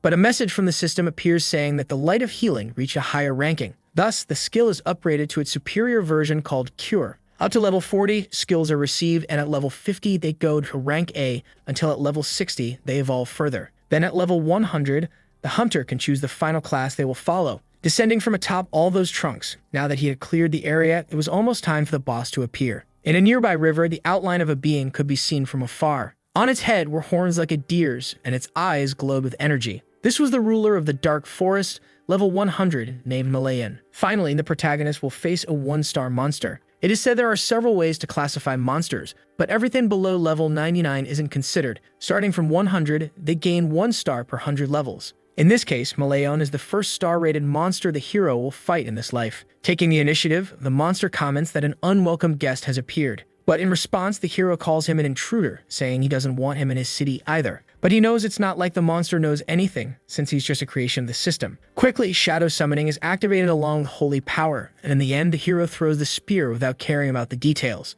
At an abnormal speed, the weapon approaches the boss, but he catches it with his hands, and upon hearing about holy power, asks if the hero is a servant of God. which Suvo doesn't deny while creating a blood sphere in his hand. To follow up on the first ineffective attack, he throws the blood sphere at the spear, increasing its piercing power. And by managing to cause damage to the star monster, the hero mocks him, saying he expected more from someone in shape. However, even injured, the monster pulled the spear from his chest without feeling any pain. And he clearly became more furious than ever with the protagonist's insolence. The forest begins to tremble in fear from the rage Malayan radiates, and a terrible, murderous aura surrounds the protagonist. The killing intent of a one-star being is truly on another level, but with dragon blood activated, the effects are nullified by the dragon's armor. Because in the end, something like this is nothing more than a worm compared to the power of a dragon. Malayan becomes curious to know what kind of spell that is, but the hero responds that it's merely a result of his effort. Once again, he uses his shadow summoning, and the monster becomes increasingly surprised by the tricks. But the hero replies that he hasn't even shown half of the resources he has. To demonstrate the shadow prison, bleeding is activated together. However, Malayan laughs and throws the weapon far away, calling this attempt to attack him pathetic. So he decides to show for himself what a real technique is, and with his arms open, the river begins to boil. Then from the water, huge tree trunks rise, all of them masterfully controlled by the one-star monster. Then he smiles and asks the hero to face the difference between their levels. And naturally, Suo doesn't back down. Soon the first attack nearly hits the protagonist, but he dodges using his blood skill to slow down. And with his vampiric sword in hand, Suo uses his speed to surprise the enemy with a decapitation. But that wood was tougher than that of the previous monsters. With another attack, he dodges and tries to strike again, but all he manages to do is deflect the blows away. Malayan is disappointed, saying the hero's swordsmanship is pathetic. But he replies with a smile, not for long, since he just needs a little more for his strategy to work. Malayan tries to understand what the hero is doing since he created a sword that couldn't cut, and he also stopped using the holy power from earlier, so naturally he must have something in mind. However, regardless of anything, the monster becomes convinced that all efforts will be useless. And since the hero seems like a disoriented insect to him, he decides to end the fight now. In this way, he controls all of his trunks to split the boy in two. But at the moment when death seemingly approached the protagonist, that trunk was sliced in half. With that single cut, Malayan realized that Suo had only been storing power this whole time. Even so, he couldn't understand how a human could cut his ancient roots like that. But Suo kept going full force, saying the main course was coming. The reason he had used decapitation so much was to prove his proficiency, since when the system determined that a skill had reached a certain level, it recognized his understanding and then evolved it. As expected, the system announces that the boy's comprehension with the sword is greater than anyone's in that skill. So it absorbs the decapitation and evolves it to rank S, making it capable of cutting even steel. In addition, the will of the nameless sword within the Guardian's sword responds to the evolution of his swordsmanship. And so the system begins updating the information until it congratulates the hero for becoming the successor of the Void style. Unable to tolerate all this buildup anymore, Malayan sends more roots toward the hero. And this time, all of them merge into one, which becomes larger and more powerful. But now the hero is no longer the same and splits it in half using just the first strike of the Void style, called Steel Slash,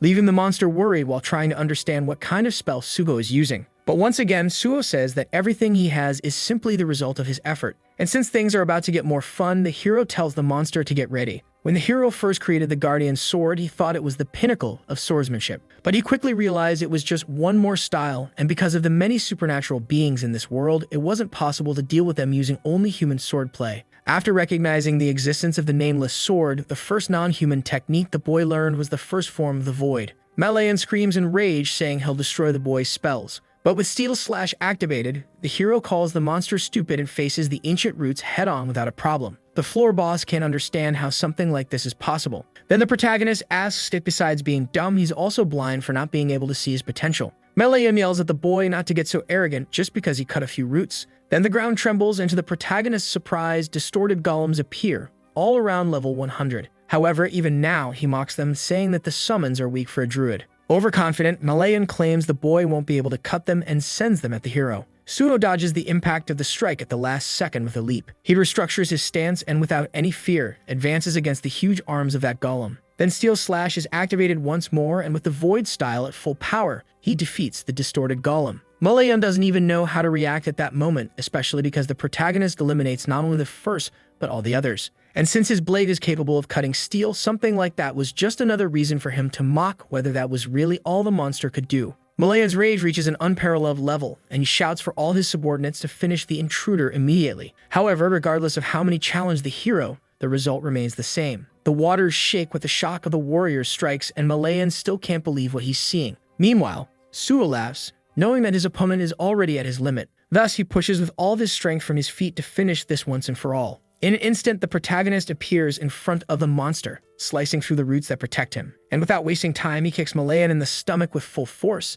sending him flying into the river. Obviously, the monster becomes furious at a level he has never experienced before. However, at that moment, he doesn't have time to hold onto his pride because Suo continues his assault. And using the chain of the Shadow Spear, he successfully binds his opponent. Since by this point in the fight, Malayan is already tired enough to break free from this trick. Then, with nothing more the monster can do to defend himself, Suo delivers the finishing blow. And so the hero's first one-star boss in this life is defeated, turning the distorted forest portal into a completed portal. Once again, the MVP is Suo, who earns extra rewards and levels up, receiving bonus attribute points in all stats. In addition, in the end, he obtained the Orb of Domination from the corrupted ranks as Druid. Malayan was known as the Corrupted Druid, and his power of domination led to his expulsion from the forest where he was born, taking with him those he drove insane. From all of this, the hero knew that although the Void style was important, this orb was even more crucial for the next portal, and in any case, it was time to return. Outside, everyone realizes that the portal begins to disappear, which means Suo managed to complete it, but it's still hard for everyone to believe. The portal's level was rank S, and because it allowed only a few participants, it was Duok's Golden Goose, bringing him plenty of fees. But now the bald man had to deal with the idea of losing all of it to Suo. In the end, he had invested a lot in it, and the hero basically ruined his business. Therefore, unwilling to let this go unpunished, Duok ordered his henchmen to prepare.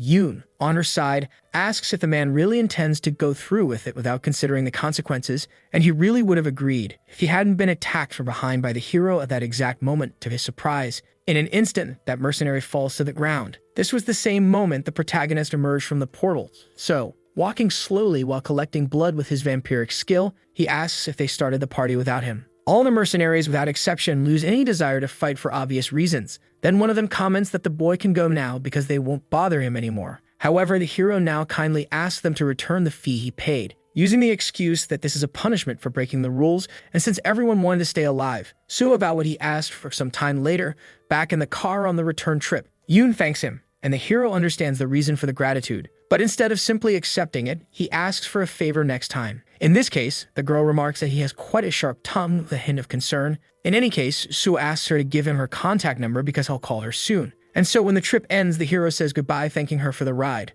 But maybe what he didn't expect was that Yoon would think of him as someone much better than she expected. A few days later, at Nexus Academy in the early morning, an executive car arrives at the entrance. Facing the place, many people ask the leader what they should do, and being Suo the leader, he says he'll explain everything when they arrive because they can't keep the boss waiting. Thus, the group of 6 people trained by the protagonist departs with him toward the Miner's Island. In the remote region of the portal, surrounded by thick metal walls, an executive car arrives at the location. From there, Dongyuk thanks the hero for coming and Suo thanks him for the ride. In any case, it's said that this is the Miner's Island, where they built this facility to temporarily suppress energy, as requested. Apart from the hero's team, all the personnel brought are part of the mining crew. In this case, the hero decides to enter so they can begin with a briefing. In a direct speech, it's said that inside the mines there are mining kobolds that can be scared off to collect the magic stones and defeat the boss. However, the president's secretary is surprised that it's just that. In any case, the hero replies that the reason there isn't much information is because he will take care of the boss alone, and finally makes it clear that all profit from this portal will go to Nexus alone. Then a handshake happens between the hero and the guild president. Suo tells the mining team to stay behind them at all times. And with nothing more to say, the hero asks how his colleagues are feeling before entering the first portal. But since none of them seem to be enjoying themselves, he tells them to stop being dramatic. In any case, Suo warns that they'll need to conserve energy, Daehan will handle the rear guard, Jiwon will provide support, and the others will follow the hero. However, it's said that the focus will be protecting the miners, and unlike the simulation, everyone could die from any mistake. And finally, the portal opens so the challengers can enter. The Miner's Island has a maximum entry capacity of 56 people, and its information starts loading. Right as he enters, the hero pierces a kobold he sees in front of him and instantly charges toward another with a blood weapon, which is also capable of successfully piercing the monster. By draining all that blood, the hero plans to store some while he can, since there aren't many watchers around. And just that demonstration of agility in defeating enemies is enough to leave everyone speechless. But the mining team is even more surprised, since even their companions hadn't seen him in action before. In any case, the girl leads the team so they don't just stand there watching. Soon, everyone forms up with the goal of not letting a single kobold leave alive. Jiwon does his best to provide cover, and Daehan also performs well in his role as a tanker. For now, MANHWA asks them not to advance but to maintain formation. And since the group can manage on their own, the hero believes he won't have to worry. With the new command, MANHWA informs that the mining team can now start working. And since it's an order, everyone gives their best as quickly as possible. At this moment, the ores behind them pile up, making it necessary to manage transport without letting any product go to waste. At a certain point, one of the workers yells, questioning what his partner is doing standing still instead of working. But the truth is that it was impossible for him not to be impressed by the way the protagonist was annihilating the monsters in front of him. In an instant, the hero passes through the small ones, and right after defeating one by crushing it against the wall, he hits two more using both the Shadow Spear and his Blood Sword. This way, monsters coming from any direction are taken down so easily it feels like a joke. And as the protagonist's stance remains as imposing as ever, both the miners and some team members begin to understand just how amazing the boy is. But the miners get even more excited, to the point of wanting to give their best just because they can be at suicide. While walking casually, the hero notices something. MANHWA informs that everyone is already gathered there, so the protagonist asks if they can see the divider. It is said that the reason Nexus abandoned this place is because the kobolds surround everything like a hive, so the suggestion to split up arises. However, unexpectedly, the hero announces that he will go that way alone. After all, one advantage of having lived two lives was knowing the boss was right there. With the steel slash activated, the division is destroyed entirely with a single attack. This time, everyone's surprised at the hero being able to cut through solid stone like paper is clear. Since he made a small opening, the hero comments that he will go left while they stay there to handle the right.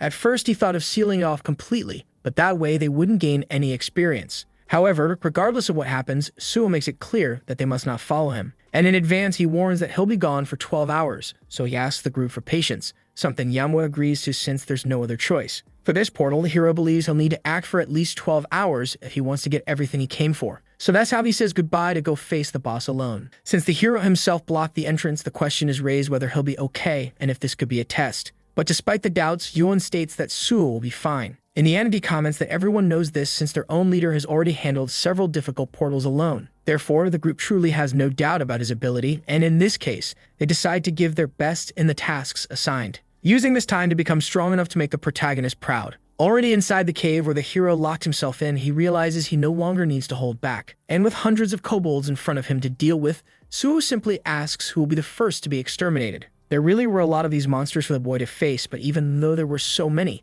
none of them were above level 75, so Suo didn't think twice before launching himself to attack. Without exception, all the kobolds responded aggressively, but their behavior didn't change their fate of being cut down by the protagonist. Still, one managed to survive by holding onto a rock at the top of the cave, and seizing that opportunity, he hurled himself down to attack from behind. Sensing that unusual presence, the hero responds by defending himself with great skill. Suo says it's impressive how intelligent the monster is to use tricks, even though it's a pointless fight since its leader has already been defeated. Back to the perspective of the group brought by the hero, it seems no more monsters will come beyond the ones already defeated. Because of that, the mining coordinator calls everyone to rest and eat a little. Since it's already noon, the entire mining team finally gets some time to rest. And as the hunters also work hard, the miner asks how they're doing, to which Juwon replies he's fine. As expected, the miner states that the hero's group is amazing, but Juwon humbly reminds him that Suo blocked most of the passage. Even MANHWA has to agree because if the monsters hadn't come out one by one, they'd be in trouble. Their first encounter definitely wasn't pleasant, so the girl thought he would be a pain. But somehow she became attached to the point of now being worried,